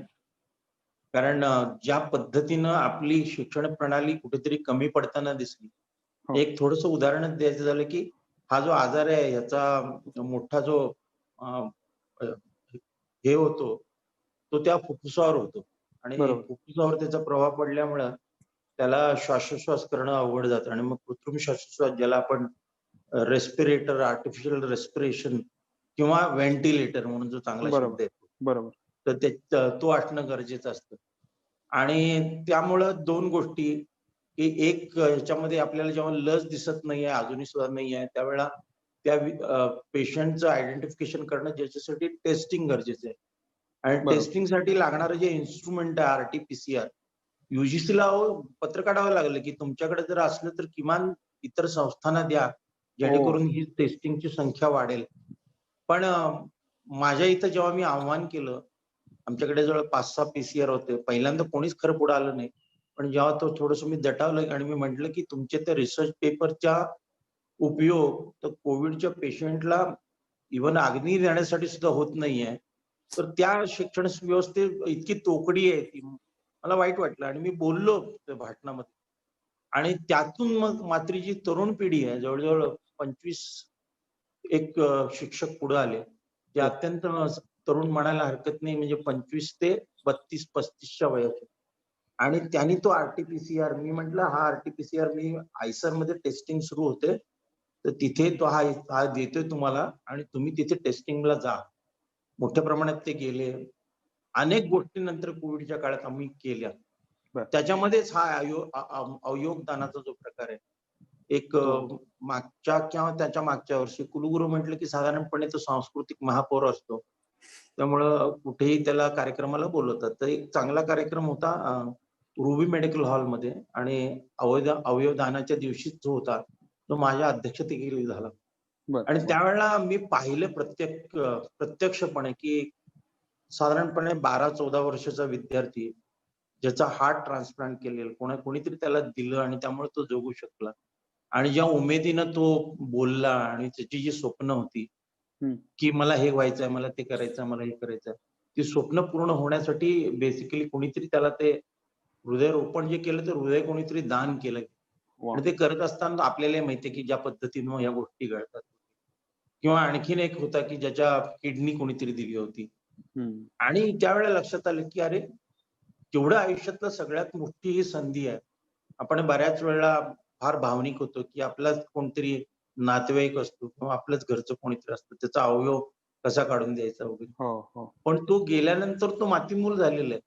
पण त्याच्या बरोबरचा हा जो त्याच्या संबंधी जो अवयव जर जो निरुपयोगी नसेल आणि उपयोगी असेल, जर तो दान केला, तर त्या रूपाने तो त्या माणसाचं अस्तित्व आपण जतन करतो. निश्चित, आणि निश्चित. त्यामुळं मी जेव्हा त्या विद्यार्थ्यांना म्हटलं की अरे करूया आपण, आणि खूप चांगला प्रतिसाद मिळाला. जेव्हा तो गुगल फॉर्म मी फिरवला, तर साधारणपणे एका दिवसामध्ये 2,500 ते 3,000 आले. आणि 7 दिवस आपण करूया म्हटलं, आपण टार्गेट ठेवू 10-15,000 करू. तर 25,000 पर्यंत ते गेलं.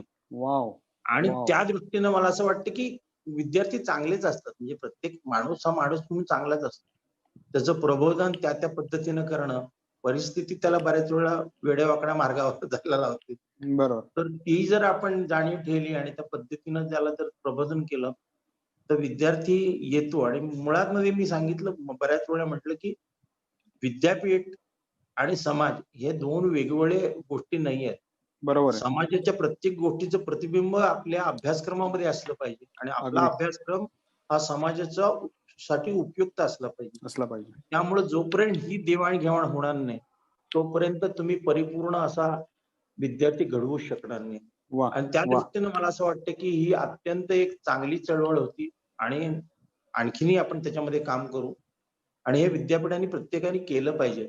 आज जे दिसतं की जेव्हा तो विद्यार्थी म्हणून बाहेर येतो आणि समाजामध्ये येतो किंवा एखादा जॉब शोधायला जातो, त्यावेळेला म्हणतो तुझ्याकडे तुला माहिती आहे, पण आम्हाला जे हवंय ते तुझ्याकडे नाही. हा जो गॅप आहे, हा जर कमी करायचा असेल तर समाजामध्ये मिसळून विद्यापीठांना काम करावे लागतील. समाजाचे जे प्रश्न आहेत ते तुमचे रिसर्च प्रॉब्लेम झाले, तर कधी हा जो गॅप आहे तो कमी होईल आणि मग तुम्हाला ऍक्सेप्टन्स त्या पद्धतीने मिळेल. आणि त्यामुळं हा एक सुद्धा ऍक्सेप्टन्सचा प्रकार आहे की अवयव दान करणं. ही एक समाजामध्ये तुम्ही गेल्यानंतर हा ऍक्सेप्टन्स आहे की तुम्ही ही गोष्ट केलीत म्हणून तुम्ही मला, जसं तुम्ही चांगलं म्हणालात तसं समाज चांगला म्हणेल आणि ती तुमची ओळख ठरेल. वा. म्हणजे सर त्याच्यामध्ये धडा शिकता शिकता धडा घालून देणं असं म्हणतो ना आपण, की एखाद्या गोष्टीचा तुम्ही धडा घालून दिला ती गोष्ट करण्याचा, तर हे फार सुंदर आहे. आणि आता मी आपल्या पॅनलिस्ट कडे वळतो. आता श्रीरंग गोडबोले त्यांना मी विनंती करतो की त्यांनी जे काही पॅनलिस्टचे प्रश्न आहेत त्याचं संचालन करावं. रंगाका, तू प्रश्न विचारलास तरी चालेल आणि राधिकाला सुद्धा प्रश्न विचारायचा. एक प्रश्न असा होता की आपल्या शिक्षणाचं कुठे डायल्युशन होत आहे का, हा प्रश्न विचारलाय मकरंद गद्रे यांनी. आणि ते स्वतः एक मायक्रोसॉफ्ट मध्ये अनेक वर्ष अमेरिकेत काम करत होते. त्यांचं म्हणणं असं आहे की एक 99% पासिंग आता पर्सेंटेज आहे कॉम्प्युटर सायन्सच्या मुलांचं, आणि हे पास होतात. तर हे जेव्हा प्रत्यक्षात जेव्हा फील्डमध्ये येतात तेव्हा अनेकदा असं जाणवतं की अनेक गोष्टी त्यांना माहिती नाही आहेत. त्यांच्याशी शंका आहे की आपल्याकडे शिक्षणाचं डायल्युशन झालंय का? शंका अगदी रास्त आहे. आणि मगाशी मी हेच बोललो की बाहेर जे पाहिजे ते आपण शिकवत नाही. आणि ह्याला आपल्याकडे खरं प्रणाली खूप चांगल्या असतात पेपरवर. म्हणजे सिलेबस बनवत असताना बोर्ड ऑफ स्टडीज, त्याच्यामध्ये इंडस्ट्रीचा रिप्रेझेंटेटिव्ह असतो. पण जेव्हा आपण ते टिकमार्क ऍक्टिव्हिटी म्हणून करायला लागतो त्यावेळेला आपल्याला ते भान राहत नाही की समाजात काय पाहिजे आहे, इंडस्ट्रीमध्ये काय गरज आहे. त्याचा वेध न राहिल्यामुळे बऱ्याच वेळा तुम्ही म्हटलं की तसं ते डायल्युशन म्हणजे आज इंडस्ट्री 4.0च्या गोष्टी आपण करतोय आणि हो. त्या वेळेला त्या पद्धतीचं शिक्षण जर आपल्या ह्याच्यामध्ये आणलं नाही, मशीन लर्निंग असेल, क्वांटम कम्प्युटिंग असेल, आर्टिफिशियल इंटेलिजन्स असेल, हे सगळ्या ब्लॉकचेन टेक्नॉलॉजी ह्या सगळ्या नव्या प्रणाली आहेत. तर ते वेळेत जर तुम्ही तुमच्या अभ्यासक्रमामध्ये नाही आणलं तर सरांना जो अनुभव आला तोच येणार आहे की तो कम्प्युटरची डिग्री घेऊन बाहेर जाईल पण त्याला ऍक्सेप्टन्स 0 असेल. आणि त्यामुळे हो डायल्युशन होतं. याला काही प्रमाणात ही जी आपली प्रणाली आहे बोर्ड ऑफ स्टडीज मध्ये मेंबर व्हायला इलेक्शन केली जाते. तर क्वालिटीवर कोणी येत नाही ना तिथे. तुमच्या बरोबर किती मतं आहेत तुमची त्याच्यावर तुमची निवड होते. आणि तशीच प्रकार सर्वच आमची मंडळं असतात. आजकाल कुठेतरी थोडंसं सुरू केले की 10-15% बाय नॉमिनेशन कुलगुरूंना थोडे अधिकार त्या बाबतीत दिले गेलेले आहेत की काही लोक तुम्ही नॉमिनेट करा आणि मग त्यावेळेला मग तो बदल घडू शकतो.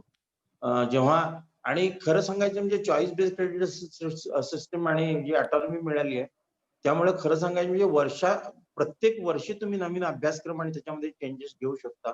पण अनफॉर्च्युनेटली तसं घडत नाही फार मोठ्या प्रमाणात आणि त्यामुळे उत्तर अगदी प्रामाणिकपणे आणि प्रांजळपणे कम्प्युट करायचं झालं तर हो डायल्युशन होतं.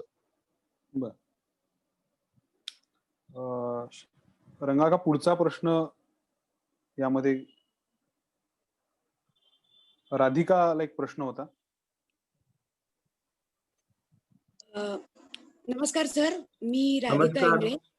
मी महर्षी कर्वे स्त्री शिक्षण संस्थेच्या स्कूल ऑफ मीडिया आर्ट म्हणून जे युनिट आहे तिथे संचालिका म्हणून काम करते आणि गेली 20 वर्ष ऑलमोस्ट शिक्षक म्हणून काम करते. आणि मगाशी तुम्ही म्हणालात ते अगदी बरोबर आहे. शिक्षक लोक सगळे खूप हुशार असतात आणि विविध पद्धतीने पॉलिसीचा वेगळा अर्थ काढून, जसं यू राईटली सेड की CBCSचं सुद्धा खूप वेगळ्या पद्धतीने इम्प्लिमेंटेशन होत राहिलं. प्रश्न मला असा आहे की या संपूर्ण पॉलिसीमध्ये जसा विद्यार्थी आणि पालक हा त्याच्यातला एक भाग आहे, तसं लाईक यू राईटली सेड शिक्षक हा त्याच्यातला दुसरा भाग आहे आणि खूप महत्वाचा आहे. कारण फायनली ग्राउंड लेवलला ही पॉलिसी शिक्षकांनीच इम्प्लिमेंट करायची आहे. तर आम्ही सगळेजण एका विशिष्ट ट्रेडिशनल शिक्षण पद्धतीतनं शिक्षण घेऊन इथे आलोय. तरी फॉर्च्युनेटली मला मास कम्युनिकेशनचं शिक्षण पुणे विद्यापीठातनं घेता आलं. सो थोडा तरी ओपननेस त्याच्यामध्ये होता. पण अदरवाईज इकॉनॉमिक्स म्हणा किंवा मॅनेजरियल सब्जेक्ट्स म्हणा, तर आम्ही खूप ट्रेडिशनल शिक्षण पद्धतीतनं शिक्षक म्हणून तयार झालोय. आता या ओपन शिक्षण पद्धतीला आम्ही कसं म्हणजे how do we get use to it, आणि त्यासाठी काही ट्रेनिंग वेगळ्या पद्धतीने म्हणा आम्हाला घेता येईल का? कारण आतापर्यंत आम्ही नेट सेट या गोष्टी करत होतो. नेटमध्ये आम्ही पास झालो की आम्हाला एक राजमान्यता मिळते विद्यापीठात शिकवण्याची. पण ही पद्धतच वेगळी आहे. तर ती कुठल्या पद्धतीने आम्ही शिकायची आहे विद्यार्थ्यांशी डील करण्यासाठी म्हणून. बरोबर. आपलं म्हणणं अत्यंत बरोबर आहे. शिक्षक म्हणजे एक ती पॅशन असावी लागते मुळात. मला आयुष्यात शिक्षकच व्हायचंय हा जो ठरवून आलेला असतो तो उत्कृष्ट शिक्षकच बनतो आणि कुठल्याही म्हणजे त्याचा माइंडसेट पटकन तो चेंजही करू शकतो. जसं आजच्या काळात सुद्धा नवीन काही येतंय तर त्याचा वेध घेणं, त्याचा मागोवा घेणं, ते शिकणं हे पॅशन असते शेवटी. आणि त्यामुळे तुमचं म्हणणं बरोबर आहे. बरेच बाकीचे जे आले असं म्हटलं तर चुकीचं लोकांना आवडणार नाही कदाचित, पण काही कुठे मिळाले नाही म्हणून शिक्षक होणाऱ्यांची संख्या पण खूप आहे. आणि विच इज व्हेरी अनफॉर्च्युनेट. पण या पॉलिसीमध्ये एक चांगली गोष्ट दिलेली आहे की टीचर ट्रेनिंगवर त्यांनी मोठा भर ठेवलेला आहे. म्हणजे इंडस्ट्रीमध्ये आपण जातो की त्याला एक इंडक्शन प्रोग्राम म्हणून केला जातो. आपण एकदा सिलेक्ट होतो, एक 15-20 दिवसाचा महिन्याचा इंडक्शन प्रोग्राम चालतो आणि ज्याच्यामध्ये तुमचं प्रावीण्य ज्याच्यात आहे ते सोडून इतरही गोष्टीच्या संपूर्ण तुम्हाला शिक्षण दिलं जातं. म्हणजे इथली अकाउंटिंग कसं चालतं, इथलं मार्केटिंग कसं चालतं, इथला इतर गोष्टी कशा होतात, इथली फ्लोअर मॅनेजमेंट काय असते, इथलं वर्करचं हे काय आहे, या सगळ्या गोष्टींचं कुठेतरी शिक्षण तुम्हाला मिळतं.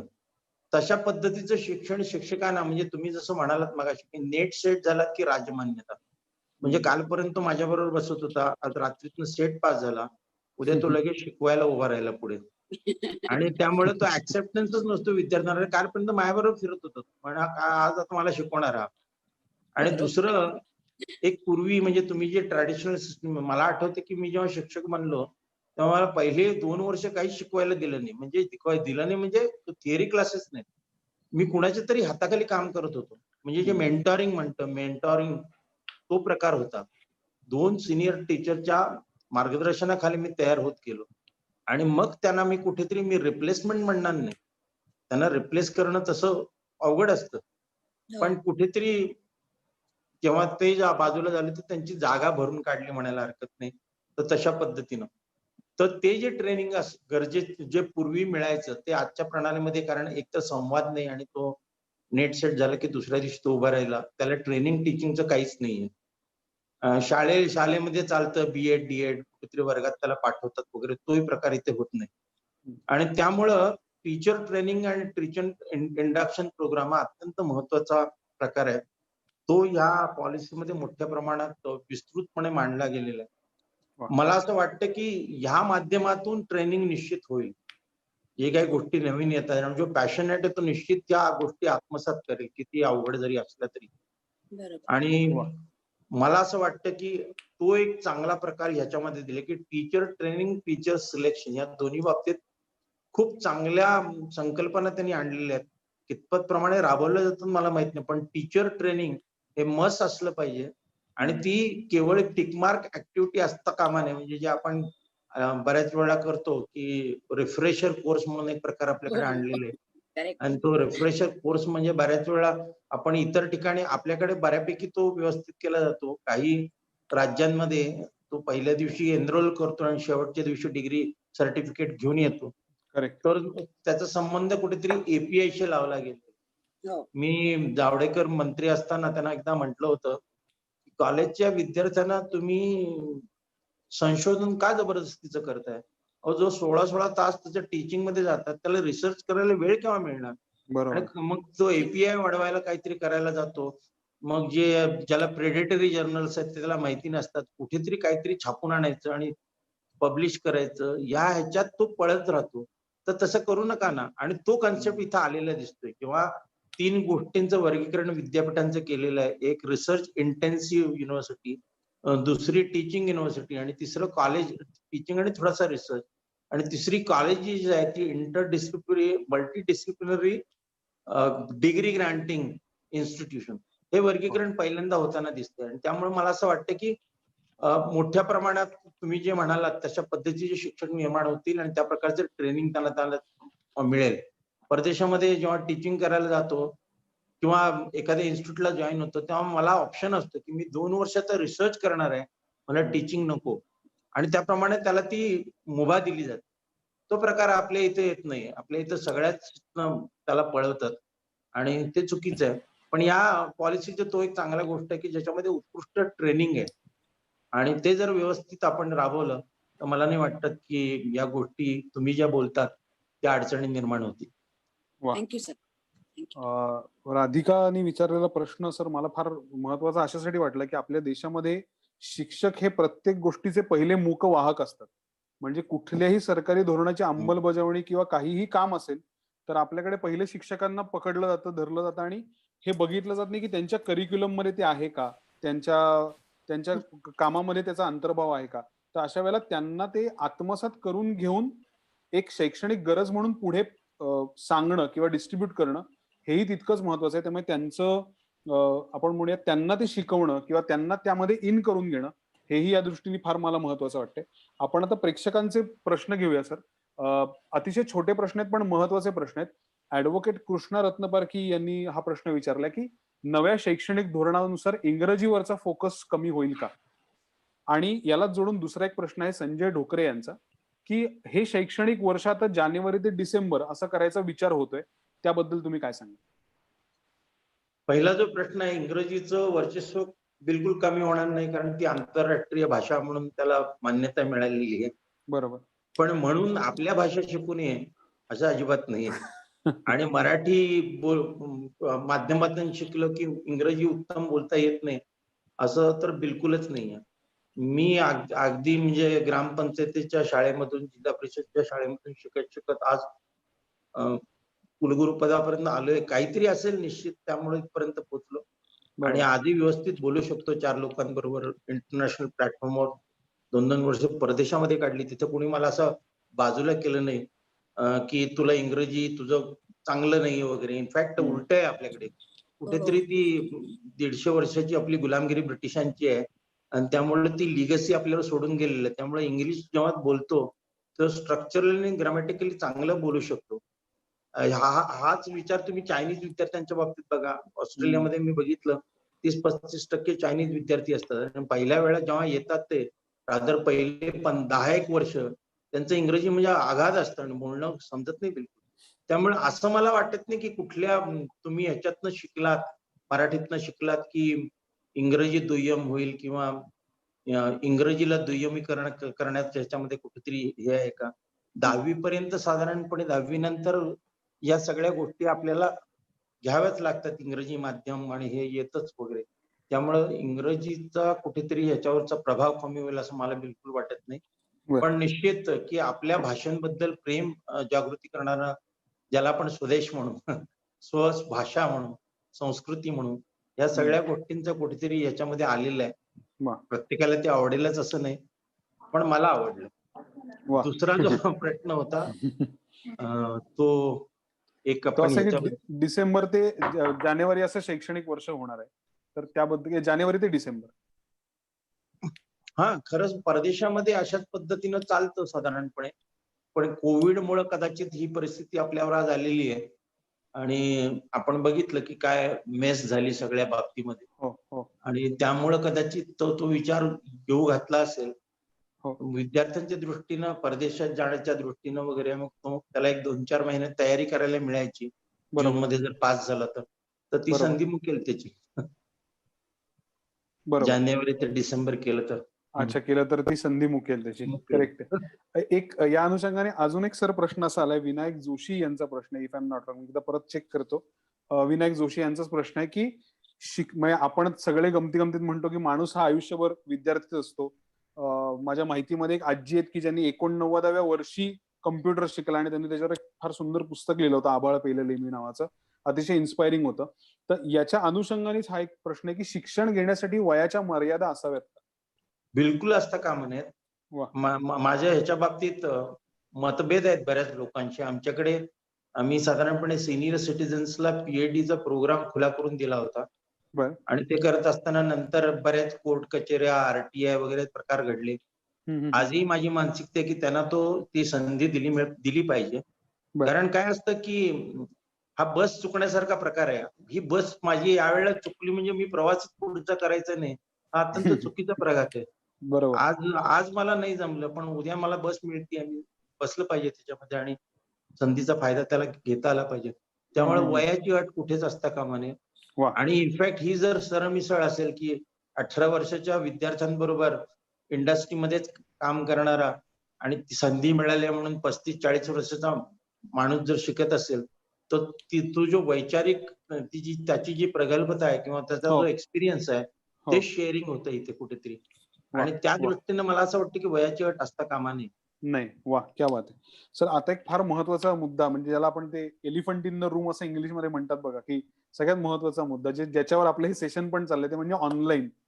तर आता एक ऑनलाईन शिक्षण हा एक प्रचंड मोठा भाग झालाय. त्या अनुषंगाने अमितनी पण आपल्या इथे प्रश्न विचारलाय, समीर दिघेंनी पण प्रश्न विचारलाय आणि मलाही प्रचंड या बाबतीत कुतूहल आहे की आता ऑनलाईन शिक्षण हा एक प्रत्येकाचा तकिया कलाम झालाय. म्हणजे प्रत्येकाच्या तोंडी हाच डायलॉग आहे की अरे मी ऑनलाईन शिकतोय किंवा ऑनलाईन त्याचा अभ्यास चालू आहे, ऑनलाईन कोर्स चालू आहे.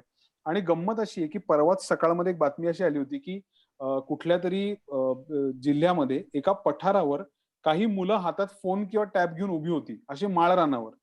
आणि त्यांना असं होतं की ऑनलाईन क्लास आहे, पण त्यांना रेंजच नव्हती, त्यांच्याकडे इंटरनेटच नव्हतं.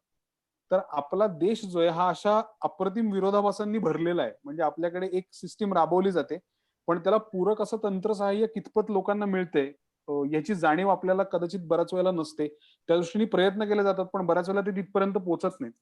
तर अशा वेळेला म्हणजे अगदी खरं सांगायचं तर माझ्या मित्राचा लहान मुलगा आहे जो दुसरीत आहे. तर त्याला मी मध्ये विचारलं की तुझे ऑनलाईन क्लास कसे झाले? तो म्हणला नाही मला मध्ये कंटाळा आला की मी पॉज करतो. आणि तो म्हणला ते कॅमेरा ऑफ केला की बाईंना कळत नाही. तर आता अशा पद्धतीचं शिक्षण सुरू झालंय. तर हे ऑनलाईन एज्युकेशन इफेक्टिव्ह कसं होईल एक म्हणजे आणि हे येत्या काळात खरंच एवढं मोठं होणार आहे का? का हे फक्त कोविडमुळे आता त्याची एक महती आपल्याला मोठी वाटते? खरं सांगायचं म्हणजे ह्याच्यामध्ये या एज्युकेशन पॉलिसीमध्ये एक गोष्ट आणखीन बोलली गेली आहे की ग्रॉस एनरोलमेंट रेशो, बर. विद्यार्थ्यांचं शिक्षणातलं जे प्रमाण आहे ते वाढवायचंय आणि ते साधारणपणे आता 26% आसपास आहे आणि ते 50% न्यायचंय.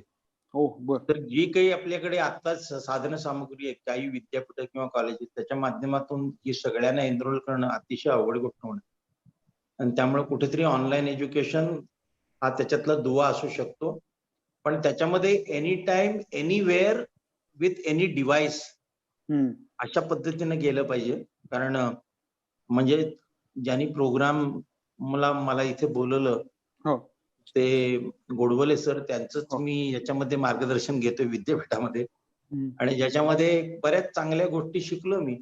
वा. की साधारणपणे एक जी मानसिकता होती की आपल्याला जमणारच नाही आणि तुम्ही म्हणताय की तासभर जर शिकवलं तर खरंच जमणार नाही किंवा ते विद्यार्थ्याला ते कंटाळवाण होईल. आणि समोरासमोरून बसून बोलणं आणि जे पिअर लर्निंग असतं, 5 विद्यार्थी आपला एक क्लब तयार केलेला असतो, गट असतो, त्या गटात बसून आपण शिकत असतो. तर ह्या गोष्टीपासून तो मुक्तोय. पण ते करत असताना त्याला एंगेज ठेवण्याच्या दृष्टीने काय काय करता येईल हे बऱ्याच गोष्टी मी या लोकांकडून शिकलो. 10 मिनिटाचा व्हिडिओ, ऑब्जेक्टिव्ह वेल डिफाईन्ड, पुढच्या ह्याच्यातल्या काही गोष्टी आहेत त्या आधीच सांगणं, मध्ये एक रिफ्लेक्शनची विंडो देणं, ज्याच्यामध्ये त्याला प्रश्न विचारणं वगैरे किंवा काही त्याला ऍक्टिव्हिटी बेस्ड टीचिंग करणं. या बऱ्याच नाविन्यपूर्ण संकल्पना ज्या ऑनलाईन मध्ये अत्यंत महत्वाच्या आहेत. आणि दुसरं तुम्ही जो म्हणालात तो प्रश्न की इंटरनेट कनेक्टिव्हिटी, बँडविड्थचे इश्यू, त्यामुळे डोंगरावर जाऊन बसलाय वगैरे या पद्धतीत. तर तसं न करता जेव्हा तेव्हा त्याला अवेलेबल असेल ग्रामीण भागामध्ये, जेव्हा त्याला इंटरनेट किंवा जे काही थोड्या प्रमाणात कनेक्टिव्हिटी मिळेल तेवढ्या काळात तो ते करू शकेल. त्यामुळे any time anywhere with any device मोबाईलवरून तो शिकला पाहिजे.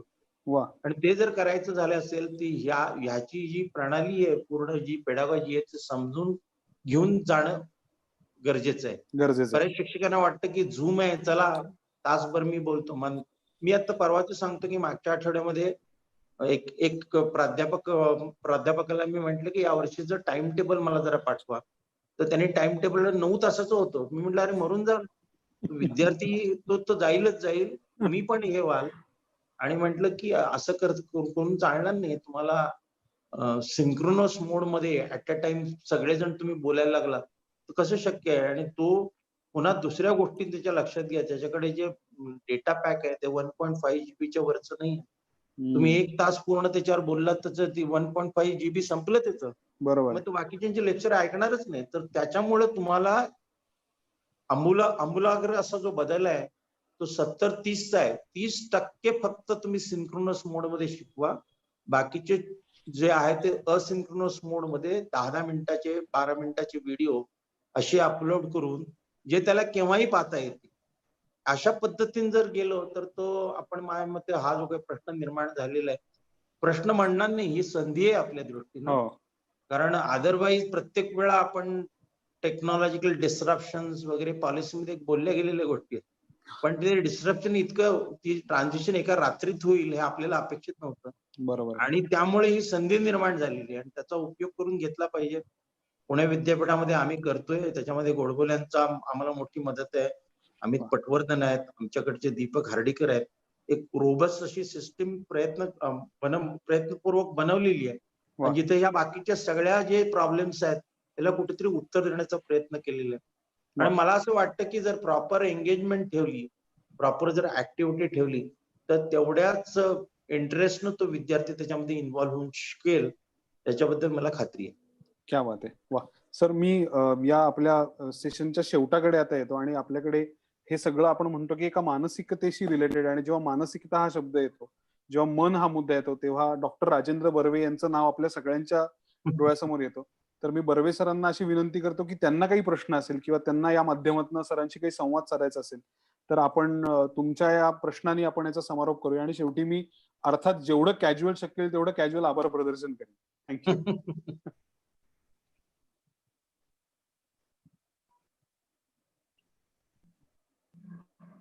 सर तुम्ही अनम्यूट करा. बर्वे सर तुमचा माईक अनम्यूट करायला. हा येस केलाय मी. येस. या ओके.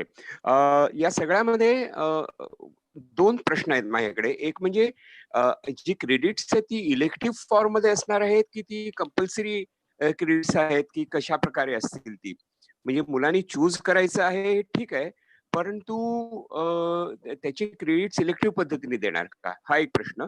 आणि दुसरा असा प्रश्न आहे की आपल्याकडे आपला विद्यार्थी कसा आहे हे ओळखणं खूप कठीण आहे.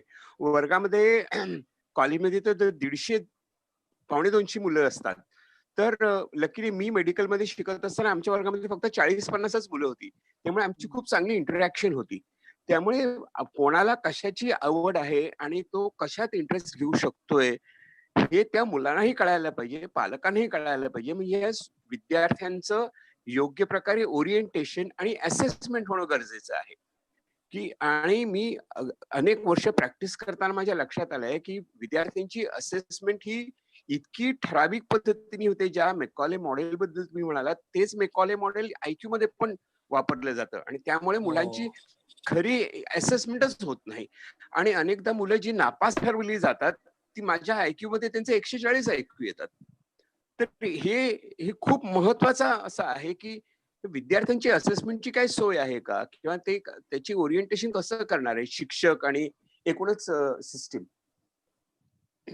पहिला जो प्रश्न आहे तुमचा क्रेडिटच्या बाबतीत, त्यांनी एक याच्यामध्ये एक सुंदर संकल्पना आणली आहे, क्रेडिट बँक म्हणून प्रकार आणले आणि ज्याच्यामध्ये तुम्ही क्रेडिट कुठूनही घ्या, साधारणपणे 100 क्रेडिट झाली की त्याला डिग्री मिळू शकेल आणि त्यामुळं त्याला कुठलंही कंपल्शन नाहीये. तो 10 क्रेडिट फक्त पुणे विद्यापीठातून करेल, 10 कुठेतरी चेन्नई मधून करेल, 10 कुठेतरी दिल्लीमधून करेल, 10 परदेशामधून करेल. तर ही मुभा त्याच्यामध्ये मोठ्या प्रमाणात दिलेली आहे. क्रेडिट बँकचा जो कन्सेप्ट आणलेला आहे आपण केला, चॉईस बेस्ड क्रेडिट सिस्टीमवर आपण आघातच केला म्हणायला हरकत नाही की त्याला 70% तिथलेच घेतली पाहिजेत आणि 25% जे इलेक्टिव्ह आहेत ते सुद्धा जनरली त्याच डिपार्टमेंट मधले राहिले. आणि ही खंत आहे माझ्या मनात. प्रत्येक वेळा काहीतरी एक कारण दिलं जाते, सर टाइम टेबल कसं बनवणार, इतक्या लोकांना कसं एकत्र करणार वगैरे वगैरे. पण ती ही झाली मानसिकता बेसिकली. पण ह्यामध्ये ही सोय केलेली आहे. दुसरा जो प्रश्न आहे तुमचा की विद्यार्थ्यांच्या बाबतीत संख्या एवढी मोठी असते वर्गामध्ये 120 विद्यार्थी वगैरे. कोविडच्या बाबतीत एक गोष्ट चांगली घडली की मी नेहमी त्यांना सांगतो की आता फिजिकल डिस्टन्सिंग ठेवून तुम्हाला काम करायचं असल्यामुळं जेव्हा जानेवारीमध्ये क्लासेस सुरू होतील त्यावेळेला साधारणपणे 33% तुम्हाला सुरुवात करावी लागेल. 33% विद्यार्थी वर्गात येतील, उरलेले 33% ऑनलाईन पद्धतीने शिकतील. त्यामुळे 100 मधले 30च मुलं वर्गात असतील आणि त्यामुळं इंटरॅक्शन चांगली होईल.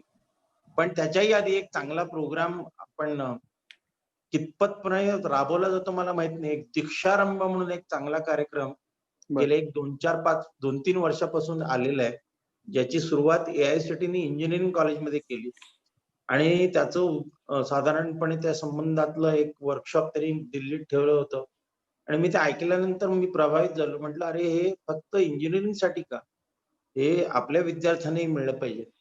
आणि त्यामुळं तो नंतरच्या प्रणालीमध्ये आला. पण त्या वर्षी मी माझ्या इथे राबवला एक 7 दिवसाचा 8 दिवसाचा प्रोग्राम, ज्याच्यामध्ये दर 5 विद्यार्थ्यांबरोबर एक शिक्षक, त्याला मेंटॉर म्हणणार नाही पण तिथला एक पालक म्हणून त्याच्याबरोबर दिलेला आहे आणि त्याला सर्व गोष्टीमध्ये बेसिकली तो ज्या वर्गात आलेला आहे, म्हणजे सायन्सला आहे म्हणून फक्त सायन्स पुरतं मर्यादित न ठेवता कलाकार, नंतर इतर मुळात टीचर न आणता बाहेरचे लोक आणून, ज्याच्यामध्ये काउन्सिलिंग असेल, ज्याच्यामध्ये स्पोर्ट्स आहे, ज्याच्यामध्ये योगा आहे, ज्याच्यामध्ये इतर एक्स्ट्रा करिक्युलर ऍक्टिव्हिटीज आहेत, ज्याच्यामध्ये काही चांगले समाजातले लोक आहेत त्यांना बोलवून त्यांचे अनुभव.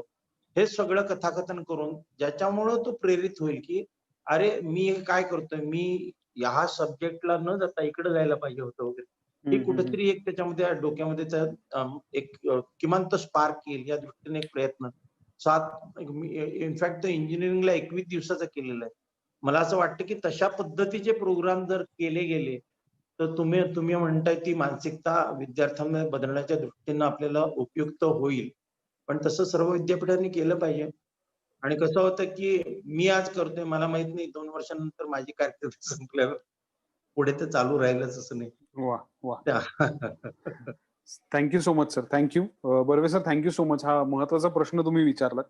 मला ह्या टप्प्यावर एक कॅज्युअल जसं मी म्हणतात तसं आभार प्रदर्शन करायचं असं सांगितलंय श्रीरंग गोडबोले यांनी. तर मी सगळ्यात आधी इंडियन मॅजिक आय आणि प्रबोधन गोरेगाव यांचे आभार मानतो की त्यांनी हा एक विचारांचा पाठपुरावा करणारा किंवा आपल्या सामाजिक गोष्टींमध्ये जे जे बदल होत आहेत, ज्या ज्या स्तरावर होत आहेत, त्या सगळ्यांचा एक कानोसा घेणारा, अधुमास घेणारा एक प्लॅटफॉर्म सुरू केलाय. आणि आज त्याच्या माध्यमातून मला सरांची मुलाखत घ्यायची संधी दिली त्याबद्दल तुमच्या दोघांचे सगळ्यात आधी आभार.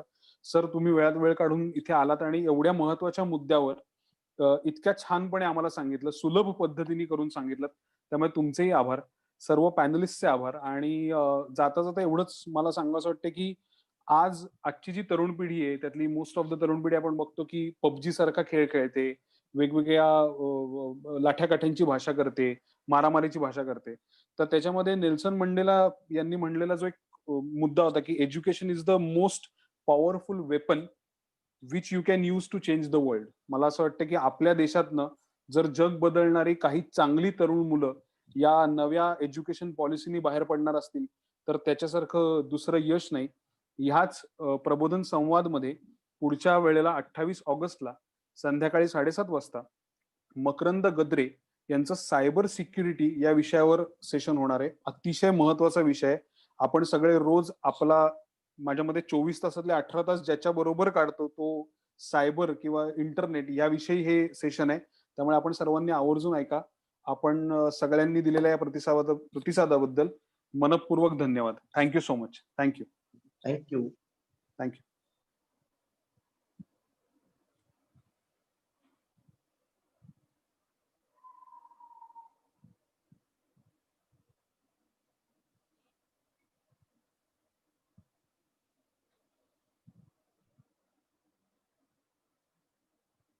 Mm.